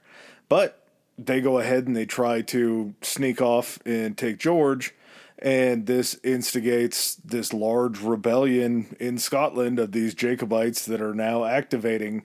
Bonnie Prince Charlie? Yeah. So Francis Edward Stuart, James, whatever. Here you go. They called him the Pretender because he had always kept trying to get over and to claim his father's birthright. Charles Edward Louis John Sylvester Maria Casimir Stewart. How long did it take him to fucking sign documents, even using acronyms for each one? He had to have 2 slips of paper for his birth certificate. They just had to tack it on. 719, a Spanish, French, Highlander, and Jacobite attempt was another overthrow at a place called Glenshiel. They were defeated. And as all this is going on, our German-born, German-speaking sweet king at this point of Great Britain, George I, is so laissez-faire about what's going on that Parliament is just like, okay, you don't want to do this? Well, if you don't want to do it, we'll just go ahead and take it over. We'll take that off your plate. And he's like, oh, thank you. So what do I do now? And they're like, well, we have this online. He's like, oh, I don't really want to do that either. Like, well, if you don't want to do it, we'll go ahead and take that decision-making power away from you. And he's like, okay, that leaves me more time. I would like the strudel. Yeah. And I would like to watch the boats on the river. They're like, okay, and we'll just handle everything else. He's like, yeah. Yeah. And that's sort of what happens as this all changes. Glenshiel happens. There's a defeat. George ends up dying on a trip that he frequently made back to Germany in 1727. His son, George Augustus, who went against George because he did not like how English his father was getting, goes ahead and ascends to the crown from 1727 to 1760, which pretty fucking long time. So George the First is born in Germany and all that kind of stuff. When he gets brought over, does he already have his son George, or is George more Scottish, English? I think Augustus is more, I think he was born in Germany, or maybe he stayed in Germany. Okay. But that would make sense to keep his heir in a separate location. Yeah. So he comes over full German. Mm-hmm. Okay. 1745, this is where we get to the Bonnie Prince Charlie, who led the Jacobite rebellion back into Scotland.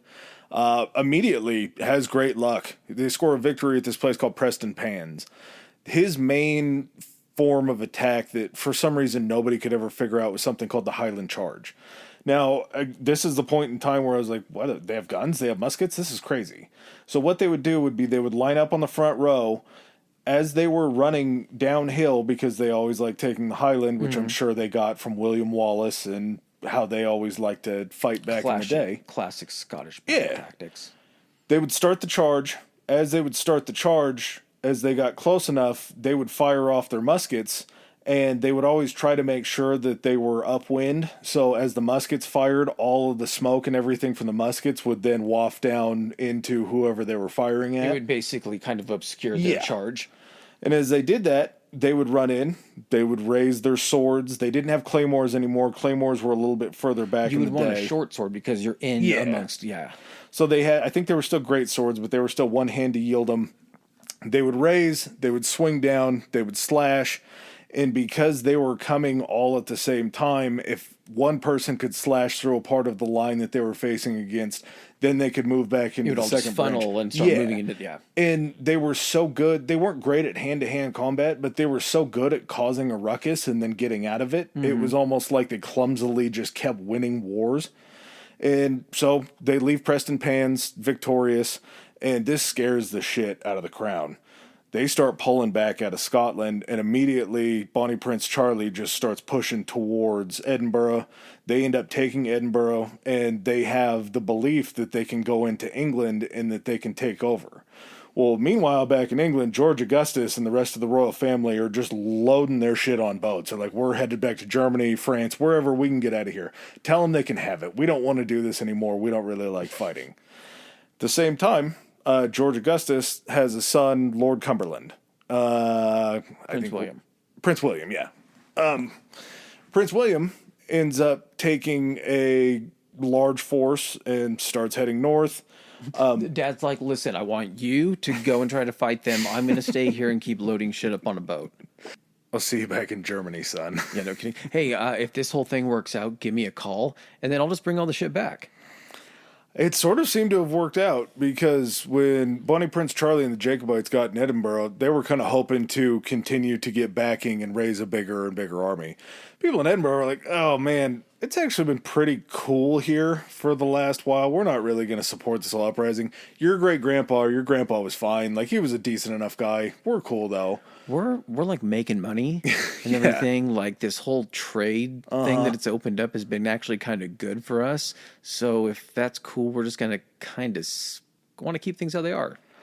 So the Jacobites continue their way down. I believe they got as far down as to like Derby or something like that before they heard that Lord Cumberland was going to go ahead and bring up a large army. So they start heading back the other way, back up into Scotland, and Lord Cumberland's forces end up coming up behind them, and we get to this thing called the Battle of Culloden on April 16th, 1746, 4 days before the holiday, so pretty important battle. The night before, for some reason, Bonnie Prince Charlie thought that he needed to attack them at night. He knew where their Encampment. encampment was. He goes ahead and he's like, all right, let's go down there and get them. 16 miles to the encampment that they start walking overnight. All of a sudden, for Prince William to get, or Bonnie Prince Charlie to get cold feet and be like, oh, let's not do this. Let's turn around. They end up marching all the way back to their encampment that night. So by morning time, they marched one way, then they marched back. Nothing ever happened. When the English show up, they're like, hey, let's do this. All of the Jacobites are just completely worn out from marching all night long. Not to mention, the area that they're fighting was very, very wet and didn't really lend to the idea of this Highland charge because it had to be fast in order to get on them. So that's sort of another issue. You just turned into a slog at that point. Yeah. Like, yeah. The other issue was the English brought a lot of artillery, and a lot of artillery wipes out a lot of people very fast. So when this battle gets ready to start, and he brought a fix to the Highland charge. So when the battle starts off, it started off by artillery fire, and Bonnie Prince Charlie just freezes up. And as he freezes up and isn't leading his forces, he ends up delaying for long enough that the artillery of the English is just picking apart the Jacobites. He just zeroes in on them. Yeah. Once he finally gives the charge, they end up charging down because their lines have been just so decimated by artillery. It's just an absolute mishmash running down the hill in this mud. By the time they get there, they fire their guns. Their guns are facing the wrong, I guess they're facing wind the wrong direction. So as soon as they fire, all the powder and smoke and everything are coming back into their faces. Instantly run through it, and they're expecting it to be obscured in front of them for a good 30 feet. They literally jump right through the smoke. They're like, oh, fuck, they can see us. Yep. So by the time they get down there, the fix that that Cumberland had to the Highland charge was as they raised their swords, instead of trying to stab the man in front of you, you tried to stab the man directly to your right across, because as they raised their swords, they exposed their rib cage because they didn't wear armor because they wanted to be fast. So as soon as they raised that sword to bring it down on top of you, you just stabbed the guy to the right. And it worked so well that the Jacobites, it was like 15, 20 minutes that the Jacobites put up a fight before they retreated. And at the same time, Cumberland offered them no quarter, so anybody that you catch will then be either killed right there on the spot, drawn and quartered. Or they're going to send the guys out afterward to kill all the wounded. Yep. We're going to prosecute you. We're going to put you on slave ships. We are also going to start sending you down to this cool little place that we have called Australia. You're going to go to Nova Scotia because we need you over there. Jamestown also needs some servants as well. Your skin's a little light to be a servant over there, but we'll still send you anyway because you're our prisoners. So the Jacobite Rebellion goes very south very quickly. Bonnie Prince Charlie ends up escaping, dresses in drag, and gets his way all the way back to France where he lived out his days. So he never got killed, even though he watched his entire Jacobite army get slaughtered. We gave it a go, right? I'm going to head back to France. Thanks, guys. Once that happens, he's out. But the big issue is a lot of his followers were Highlanders. And the Highlanders were punished in just terrible, terrible ways. Not to say that they probably didn't earn a little bit of it, but the response to what they did was too far. They stole all of their estates. Basically, you're in a situation where not all clans were guilty of this, because you can't say that 100% of all the Highlanders were just like, yeah, let's get behind this guy. You had all walks of life here. So when basically you're punishing these Highlanders losing their estates, laws being enacted, basically disarming them, outlawing kind of the symbols of your clans. They're called the tartans. I think we talked about it a little bit last week, but it's the stitch pattern in different colors, kind of taking away their identity.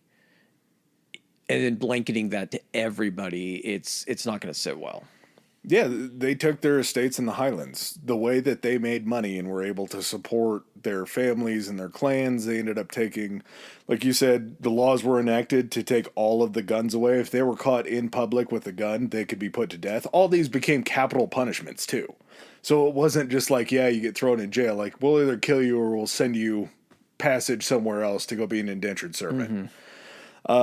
They took away their tartars so they couldn't be worn, or tartans so they couldn't be worn, and something called the Highland Clearances begins in September or 1750, and it lasts all the way till 1860, which is a long, long 10 time. years. Basically, kind of not a culling, but you're forcing people off their land.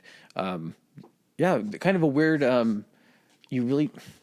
Is this a Native American kind of like comparison? I mean, I know it's different, but at the same time, it's people that have been kind of indigenous to that land, and now technically not a fully new people are there, but it's people different from them coming in and forcing them off their land. Well, and kind of the starting of the Highland Clearances were because they wanted all this land for sheep farming. Sheep provide a lot of different things. You get wool from sheep that you can then spin into textiles and do that. You also get meat from them. You have a large area to graze up in these highland areas. But as they pushed out all the Highlanders and all the islanders to just the shores, their industries all of a sudden became kelping, which I guess, was a pretty big deal because you could extract something out of kelp that they used for different products or something like that. Fishing was also very big. Mining, because this is where you're pulling all the rocks off of the shores to build anything that you need. And they were all these industries that were doing just fine with as many people as they could have. So when you start bringing in more islanders and more Highlanders into these positions, they can only produce so much. You get this time frame. Adam was kind of talking about the Highland Clearances beginning in 1750. You're also getting in different areas of Scotland, kind of more in the lowlands, Glasgow, Edinburgh. You're getting the Scottish, what they consider the Scottish Enlightenment. And the Scottish Enlightenment is basically what you would consider kind of the advancement of culture, science, medicine, all of that kind of stuff when it takes a huge leap forward in Scottish culture. Yeah. And you get people like Adam mentioned it a little bit earlier on. You get guys like Adam Smith, who wrote this book called The Wealth of Nations, and it's widely recognized as basically the start of modern economics. He's a father of modern economics. It came from Scotland. You get this guy, James Hutton, who basically is the father of modern geology. He was one of the first guys to prostate and being able to kind of like follow the theory that the Earth is much older than anyone thought it was, which would have been a huge blow to any type of like religious argument and things like that. So you have guys going against basically like religion to prove science fact. Glasgow, the river Clyde runs right through Glasgow, and I think it straddles both sides of the river. Maybe. So Glasgow turns into this huge trade hub because it has access to this river. Tobacco and sugar, they had huge tobacco connections with like the colonies in the New World. So they were a huge tobacco and sugar hub. So like sending tobacco for cigarettes across all of Europe. Just like think about that, like how many people probably fucking smoked in Europe at the time. Yeah. So tobacco and sugar were a huge export. And they started developing kind of what Adam was saying with the sheep farming is this huge textile industry where they were spinning this, cotton and everything into linen and sending out basically like think of all of the nobles that are using linens and all this stuff throughout the world that they're making off of this Scottish wool. You also have Edinburgh, which kind of in juxtaposition to Glasgow being more of this industrial type trade hub. Edinburgh is basically kind of what they consider the administration and intellectual center, where people like Adam Smith and James Hutton were there having these conversations. I don't know what podcast I heard it from, but they referred to at a certain point that Scotland was almost like the Greece of the North. Yeah, the Athens of the North. The Athens of the North or something like that, because so many of these ideas and theories were coming out of Scotland. Thomas Hobbes, the great philosopher. Sir Walter Scott, a very, very famous poet to come out of that time. I don't know how he makes it this far onto the list without being up near the top. James Watt, the guy that invented the steam engine. Or didn't invent it, but made it so you could correct. He basically like minimalize it. Yes, he took the steam engine, what was a stationary thing, and he basically made it to where it could be modernly used to be like powering trains, could go ahead and power cars, power ships. He basically made it to where it could be applied in such a broad sense to what it originally was that not only does he get the credit for the Watt steam engine, he invented the concept of horsepower. He also has the unit of electrical measurement, the watt, named after him. Scottish dude. One of his the cool things that he did with the steam engine that I never thought of how they didn't come up with this first, but he actually installed a pipe and a reservoir to the steam engine, so as the steam would be coming off of the engine, it would then condense back down into water that could be fed back into the fuel tank, so you're getting max efficiency, so you're able to go further distances on the same amount of steam. Just basically creating, like, finishing off the like circle a self-feeding cycle. Yeah, exactly. And what this basically did is because he's able to create these steam engines, you now have access for the Industrial Revolution. And transport now can be done in larger amounts for trains that are powered by these steam engines. Ships can now travel further distances because of these steam engines. And so you're opening up all of Great Britain and the UK with this invention. That's why they were so far ahead of everyone else when it came to the Industrial Revolution. I mean, you can really, if you're going to pin it down on what drove the Industrial Revolution, it was the steam engine. And the guy that created the steam engine, Scottish. Yeah. And meanwhile, while that's going on, we still have the plight in the North. Something I had no idea about. If I would have put maybe 10 minutes of thought into the Irish potato famine, this would have made sense that you would have the the Highland potato famine that took place during the 1840s and the 1850s. And that potato famine saw about a third of the Highland and Hebrides island populations die, or they're shipped overseas to other colonies. So just a mass exodus of people. Not to mention, while that's happening, and you have these people leaving for those reasons, you also have people from the Highlands that are okay enough to want to come down into the cities. And this rapid urbanization happens to where these mass cities, Edinburgh, Glasgow, anywhere like that, any sort of large shipping hub, is bringing all of these people in, and there's only so much that you can do as far as housing them faster than the business.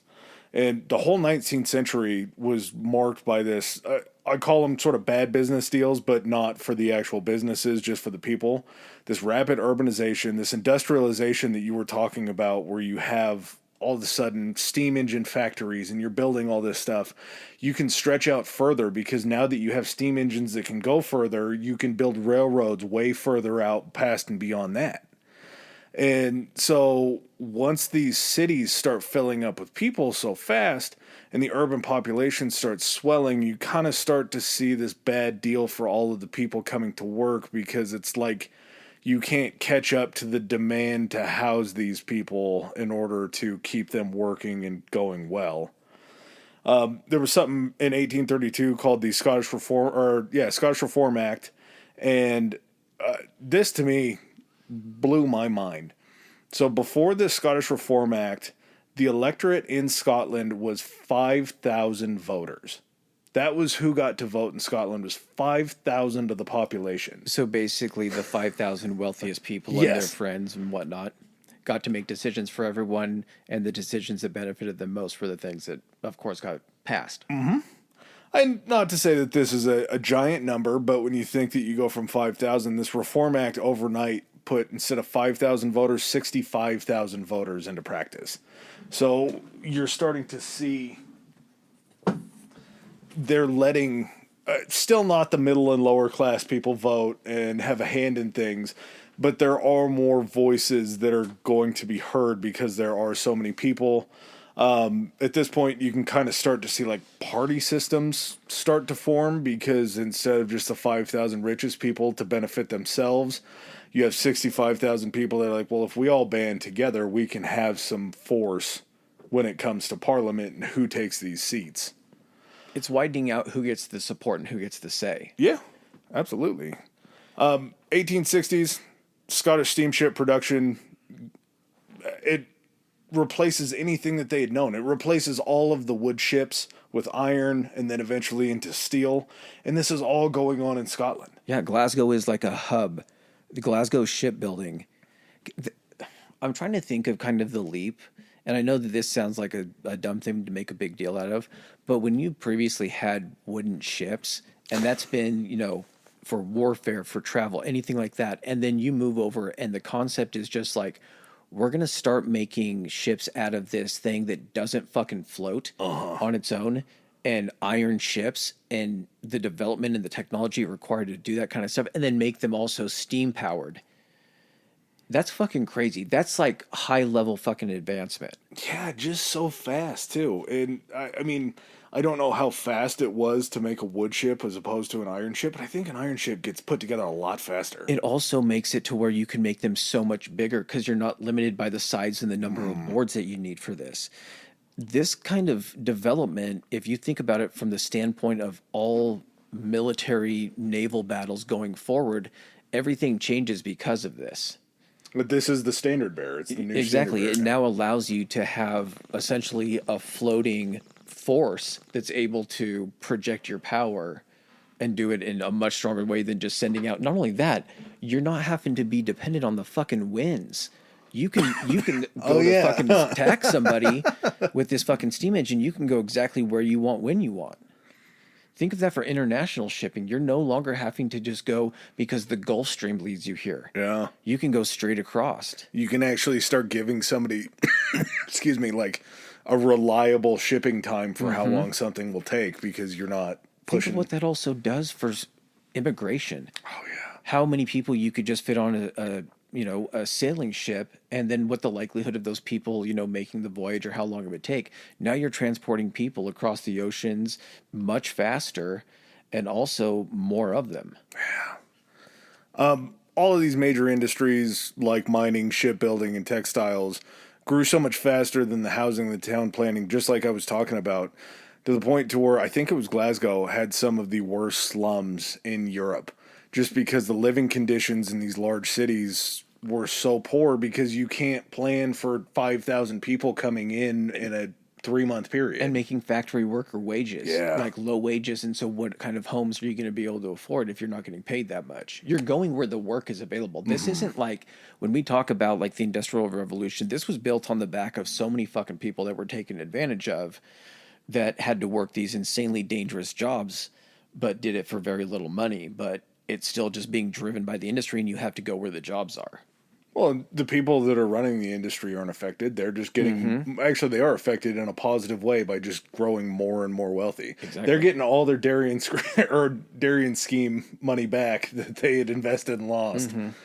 Well, as they're becoming more self-sufficient economically and everything, the Scottish Secretary or Secretary of State position was basically revived as kind of more. It's the concept of like, you guys are ruling us from far away. Like, you don't know what's going on here. We need someone that's able to go ahead and know what's going on here and make those decisions based upon what's happening and what's best for us. Yeah, you don't deal with our day to day. You don't understand how to push our laws. Well, you get, it was calls for, home rule. They were getting a little bit louder. You had the Scottish Labour Party in Parliament, and then Scottish-born prime ministers were actually controlling Great Britain on just 2 occasions.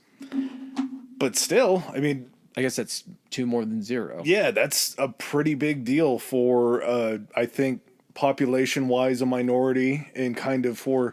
This is what always, I think, gets me thrown off in this whole thing, was it always feels like Scotland, and this is no dig, it's going to probably sound like a dig as soon as I ran it through my head. Scotland always felt like it was and Scotland. Like, it was always England and Scotland. There was never a time when Scotland felt like they were in the saddle. They were always getting drugged back behind. They were the little brother that had to come along on the English journeys and all that kind of stuff. Whereas if you have 2 Scottish prime ministers, you have 2 Scottish-born leaders of the parliament running the country, like running England too. So off of the king shit, where it seems like there were always more Scottish line kings eventually that came over and ran in England, just because James came from, I guess he came from a both. But it seems always like James the Sixth was more Scottish. I guess because of the way we've been discussing this topic before, when I read that it's like 2 Scottish-born PMs. Yeah. There was a German-born king and everything. So I'm like, were these guys just born in Scotland, and then as soon as their families were like, oh, and they just like headed for England? Probably. So they could just claim to be Scottish-born. I guess I'm jaded by all of that happening in this. But along with that, the Glasgow School was producing these leaders in arts and architecture to go out into the world to do like, it was like Irish Gothic. I forgot to write these down. But like all of these architectural styles were born out of the minds of these Scottish schools. So you have them influencing the way that buildings are built. You have them influencing the way that art is done. And it's just coming out of these schools that have been around for a very, very long time, but you just never would have guessed was Scotland for some reason. Well, we're skipping forward just a little bit, not a huge jump, but this kind of leads us into World War I, kind of what the state of things were when that ended up kicking off. Scotland served a huge part, being part of Great Britain at the time. Just kind of a weird fact. So the Singer Clydebank sewing. So is that Singer sewing machines? Yes. Okay. So during World War I, they had 5,000 different government contracts. Jesus. Which, thinking about it, so this is a company doing sewing machines and everything. They were able to pivot, and I don't know how you do this to like just start manufacturing this stuff. 303 million artillery shells. They manufactured plane parts, grenades, a shit ton of fucking horseshoes.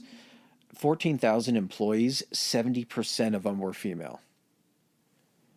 Here's the other thing, too. I was thinking about this when I read the term grenades. You're fucking making grenades? Like, how fucking dangerous is that? Yeah. You're just working around boxes of fucking grenades and gunpowder and shit that you're making all day long. Well, and not to mention, when I think of it, I think of like almost like the sweatshop where it's like you have your own little desk area with your Singer sewing machine and your grenade parts, and then like 3 feet away there's another one. So like if you fuck something up and something explodes at your station, it might take out 3 or 4 of you around. You're making artillery shells. That means you have much gunpowder you have on fucking premises to be dumping into this kind of stuff. Maybe the thing that killed Mary's husband makes a little bit more sense now. Maybe it was a powder explosion. Yeah, Scotland contributed huge, not just like in materials and shit like that, but I mean, men, ships, obviously, food. They were a huge source of like being able to like grow food and everything to feed the soldiers because they had all of this farmland. almost 700,000 Scots went to war in World War One. 74,000 died, and 150,000 of them were seriously wounded. And just to put that into perspective, in 1911, the population was 4.8 million in Scotland. And 700,000 of them went to war. So put it in perspective like this. So Scottish people made up 10% of the population of Great Britain. They contributed, and they were 15% of the forces that fought for Great Britain, and they were 20% of the casualties from Great Britain. Jesus. So they suffered more casualties and from proportionally like more soldiers. And those are just the guys at war. That's not all of the people that are back making ships. Yeah, like the entire industry switches over to war footing. Such a massive contribution. Do you know if they did anything during World War II? We're going to get to that in a second. Okay, Yes, they definitely did. So one cool thing that I read about is when the what would they consider the first in World War One? It was the Ottoman Empire and the what were the German? Austro-Hungarian Empire? Yeah, but what was Germany at that point? Austria. Yeah, Austro-Hungarian Empire. That's right. Okay. So when that, once wars end and people sign treaties and surrenders and stuff, you take all of their equipment away. Mm-hmm. So there were still a shit ton of the German naval ships, like a ton of battleships and everything like that. So in June 1919, all of these German ships were moved to this place in the Orkney Islands called the Scapa Flow. And it's basically this perfect natural harbor that's surrounded like to the north by one of the larger Orkney Islands and to almost like the south or not the south, but the east and west, and then kind of curving down to the south. And there's 3 entrances into it, but it blocks all the weather. So they basically took all of the German ships here and, disarmed them and everything like that, and basically had the crew sitting there and they're like, we're going to tell you what's going to happen to all this. We need to come, work out the terms of the surrender. Countries are wanting these ships because they're like, we'll take this one, we'll take this one. There's like 8 of these battleships. They're a huge fucking resource. And during this time frame, the Germans are communicating ship to ship through like light flashes and everything. And the guy that's overseeing this, that's in charge of like whatever the highest German rank would be at the Scapa Flow at the time, creates this plan to basically scuttle all the ships. And so I think it was like the night before they were heading back with orders to like move parts of the fleet out to these other countries, he basically enacted this plan, and all of the ships had opened all their bulkhead doors, had forced open all of this stuff, and just started letting in the seawater, and all these fucking ships went down. There was a shit ton of them. Like 9 of them were battleships.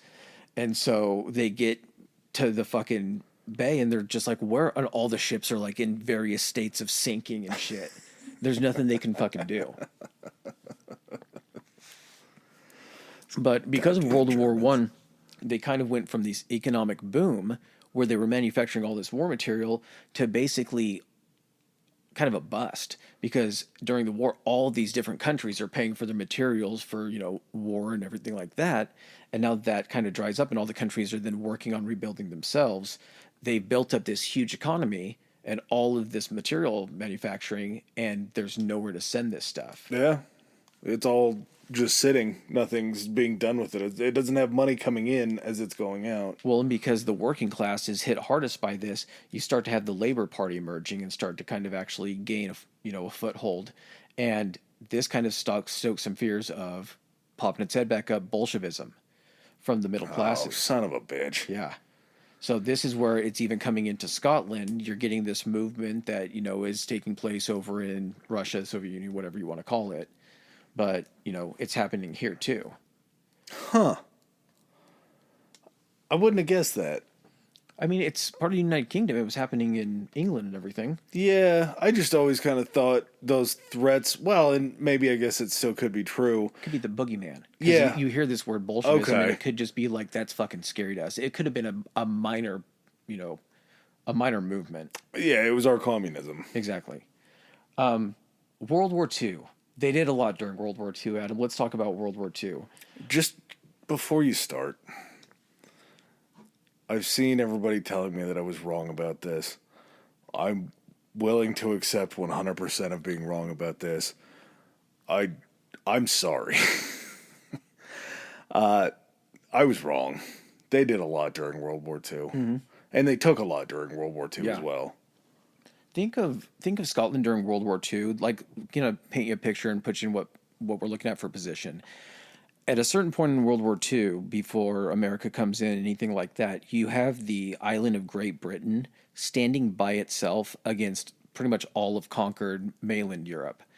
So when you're trying to get all of your war manufacturing, all of your food growth, your shipbuilding, all of that kind of stuff done, you have to do it as far away from the enemy as you can. Scotland being the furthest away from like France and Germany is basically where they start kicking this shit out in high gear. Shipmaking in Glasgow was huge for battleships, any type of, transports. Enough so to where it was targeted just consistently for Luftwaffe attacks. Yeah. Yeah. I mean, you have all of the drivers of industry kind of in one area. Very hard to get to, being on the opposite side. But if you have airplanes that can sustain a long enough run to get over there, bomb those places, being on the opposite side of the island is supposed to be defense enough. You don't have, I'm sure, a lot of military forces sitting there guarding those areas trying to stop that from happening. You also get this thing called the Shetland Bus Network, and we're not downplaying this. This is the history of Scotland, so we can't touch on World War II. We obviously love talking about World War II, and so stuff will get its own upset when we talk about battles. But I mean, coal mines, shipyards, factories, they had air raids all the time, like we were saying, attacks by the Luftwaffe. One thing they also did was the Shetland Islands being so close to Norway. You had people in these countries that were part of like the Norwegian military, that it wasn't just them being like, oh, the Nazis are taking us over, so we're just going to stay here. You had all of these people coming over into the United Kingdom. We talked about this kind of with like people from like Poland fighting. Yeah. You had all of these people stationed on Great Britain that were going to try to get back to Europe when, D-Day and everything commenced. The Shetland bus was basically this boat chain that would ferry people from Norway and bring them over that were fleeing the Nazis. So it was an influx of essentially like allies that were coming in through Scotland as well. It's a pretty good deal. Also, World War II, probably one of the biggest things that secured Allied victory, a guy named Robert Watson. He invented radar. Yeah, huh. And not only did Scott invent radar, but the guy that put it into such amazing effect during World War II, Hugh Dowding, that created the Dowding system that saved Britain during the Battle of Britain, also a Scot. He was the dude that developed the method of, because they were able to use radar to detect planes coming in to bomb Britain, they had all of these airfields sporadically placed all across Britain so they could send up small planes and not get, huge airfields would attract attention, be destroyed. Yeah. But they could radio ahead and have communication through Central Command and notify all of the airfields that were in the direction of where these planes were going and be able to send planes up to meet them. It basically saved Britain during World War II. That's huge. Ton of like any type of training for specialized training took place in Scotland. Commando training took place in Scotland. I think air schools, pilot schools were in Scotland. So they could train without air raids. Huh? SOE's agents, maybe. Mm-hmm. Yeah, definitely. But, as far as just not from a standpoint of materials, they also, a lot of people died too. During one of the Blitz air raids in March 1941, I think they said 528 people were killed. Yeah, Clydebank. Yeah. Clydebank was essentially, I think, right near Glasgow, or right on the yes. 4,000 homes destroyed. So you might not have died in there because you were at work at the factory, but you just come home to nothing. And you're displaced in a city that's in the middle of wartime boom, but I don't think they're building a lot of houses at that point in time. They're not building a lot of places to live. Yeah. Along with that, I believe it was over 400,000 men had served in World War II, Scottish men. 8 out of every 100 Scottish people was the metric that I had seen served in World War II. Seems like a lot. And again, as I think we talked about between the World War I and World War II episodes, I think less people just died in World War II because it was more of a tactical war Yeah, although bombing, like carpet bombing and Yeah. everything like that, was a lot bigger. It wasn't just indiscriminate artillery barrages, but also at the same time, I think the damage that that did during World War One also was a lot longer lasting. It was harder for people to get back on their feet to survive shit like that. Yeah. But yeah, huge contributors for World War Two. 34,000 potential combat deaths, 6,000 civilian deaths. Had they been closer, of course, that's more. But it's still not a small number. And again, these are all just numbers of combat deaths that they know, civilian deaths that they know. There's a million other factors that go into wars that are just kind of ripple effects.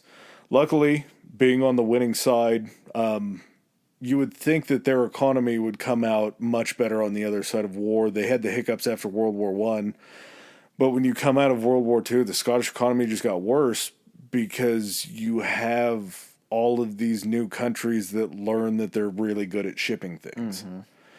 And so when that market gets oversaturated, you can't charge as much. If that's your main deal, that's kind of an important thing that you have to have. Luckily, in 1966, they're actually saved because the hero of Scotland, Gordon Ramsay, is born. And Gordon Ramsay, very famous chef. What are you? I'm an idiot sandwich. A lot of TV shows, a lot of people really like him. Gordon Ramsay's actually a great chef. As good of a chef, if not better than he is on TV, and he's great on TV. Jumping back a little bit pre-Gordon Ramsay. Oh, okay. I skipped ahead. I know you were excited for Gordon Ramsay. One of the things too that kind of came during World War II, where Adam was talking how there was this economic boom and then a downturn right after. Things were so good in Scotland during that economic boom. I'm not shitting you about this fact. The average 13-year-old height in Glasgow increased by 2 inches because of all of the food and products that were available. Yes, because they weren't dealing with famines and all that kind of shit. Even though they were doing like war rationing and things like that, the average kid was getting more food than they were normally, and the average height was fucking 2 inches. Dude, that's awesome. So after Gordon is born, obviously, good luck is good things are only going to follow once Gordon is born, and that's exactly what happens, because in 67, a mere year later, Scotland strikes massive oil reserves in the North Sea. So not only did they strike gold the year before, bringing Gordon Ramsay into existence, but then they strike black gold the very next year. And guess what? Oil tends to be a big deal. Yeah, and along with that, this is something that completely just blew my mind. You start to see shipbuilding and mining shrink. Those industries are getting smaller because you don't need as many ships during peacetime. Other countries are probably kicking in too, because like Ireland is famous for shipbuilding as well. Scotland has something of an electronics industry that's actually called Silicon Glen.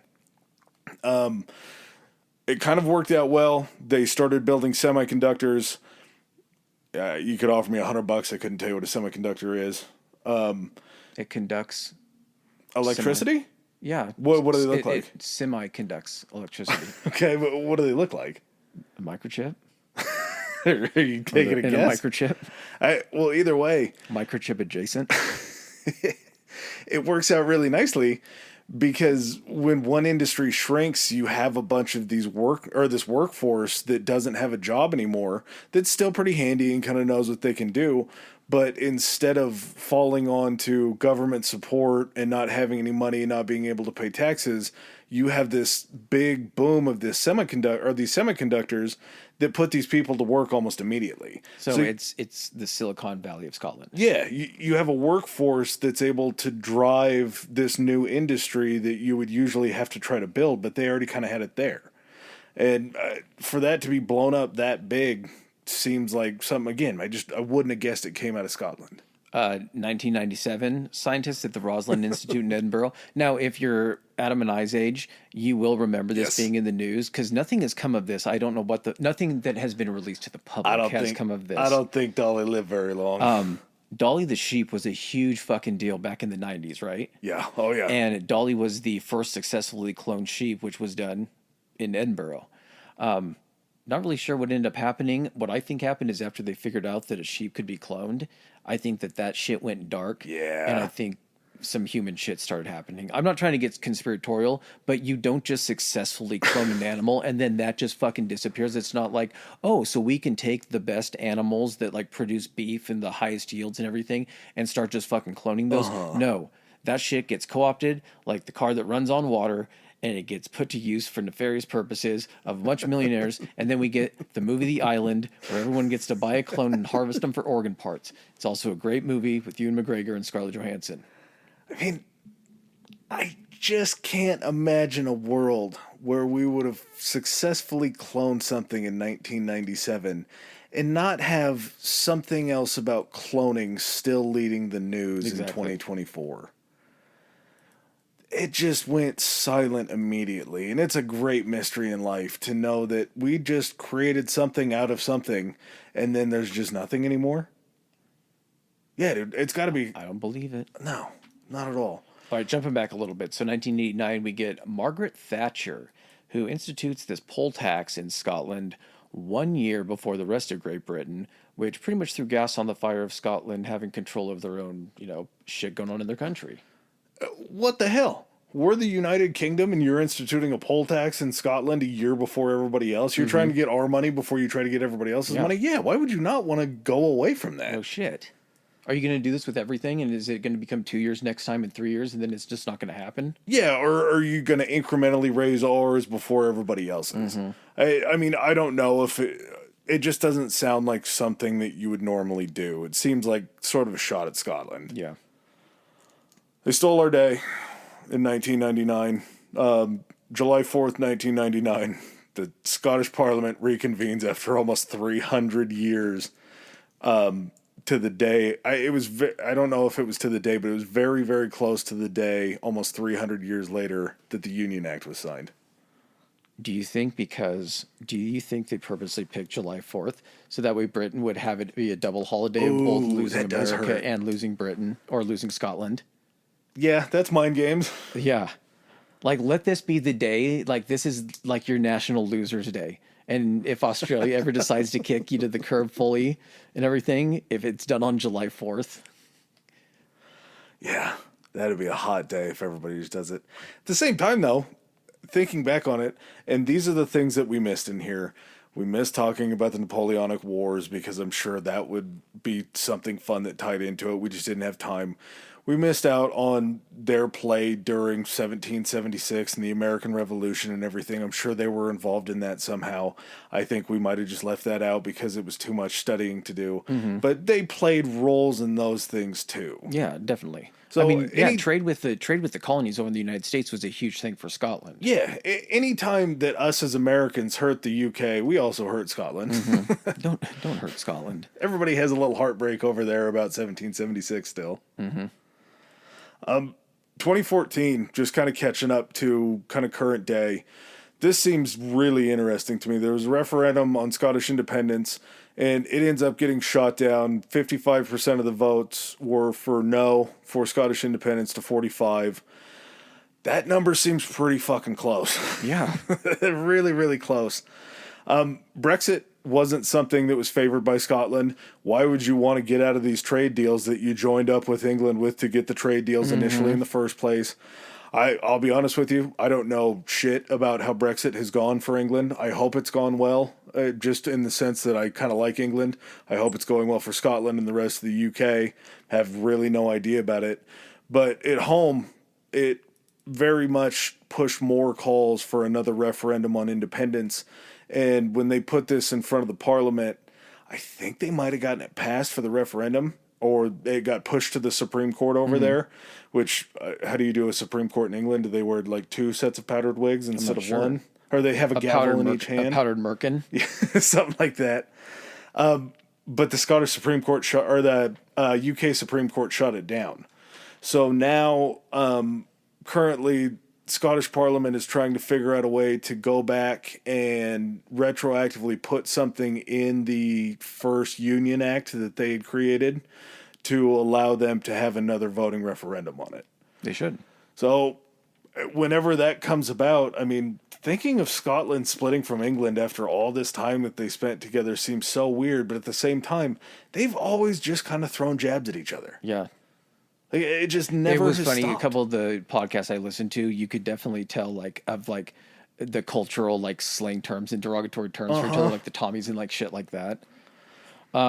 Scotland, you know what? Thank you for all that you've contributed between economics, modern geology, radar, kilts, bagpipes, your beautiful country, all of it. Gordon Ramsay.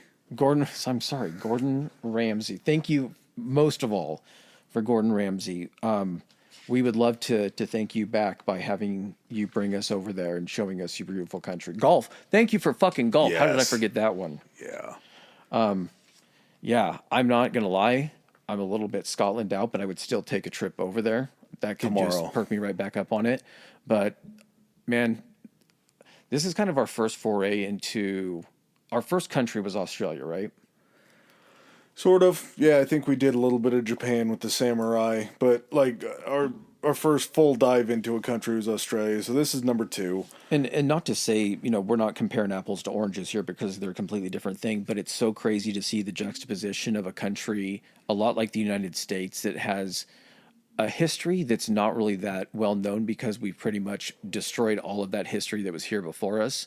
But at the same time, finding out what happens when a country is just around for fucking ever, and like all of the crazy shit that goes on during that. So that was a fun comparison to see.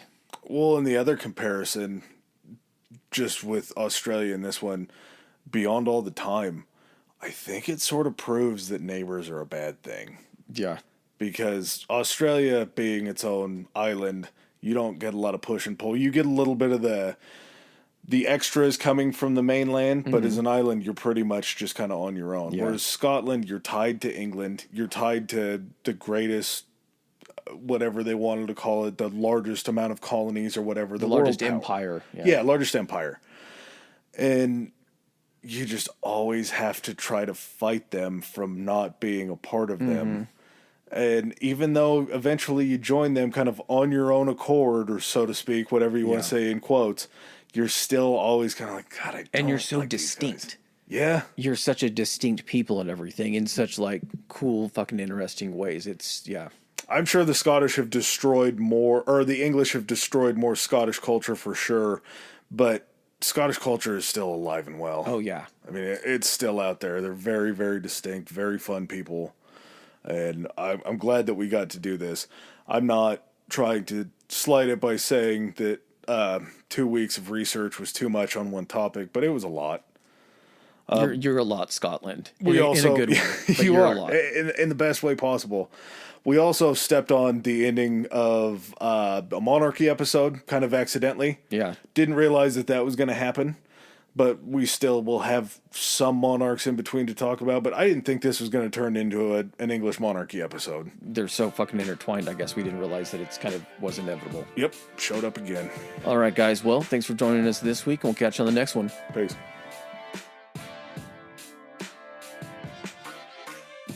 All right, ladies and gentlemen, thanks for joining us for another episode. If you like what you heard, hit that subscribe and like button. Follow us. If you didn't like what you heard, still hit that anyway, because we'll probably cover something in the future that you do like. Please follow us on our social media. Adam, hit him with it. Our Instagram is historically high pod, historically high pod, and we are on Twitter at historically high. That's historically HI. All right. And if you guys want to send in any feedback, suggestions, hit us up on those two, or you can even do it on Gmail. It's historicallyhighpodcast@gmail.com. Thanks again. Peace.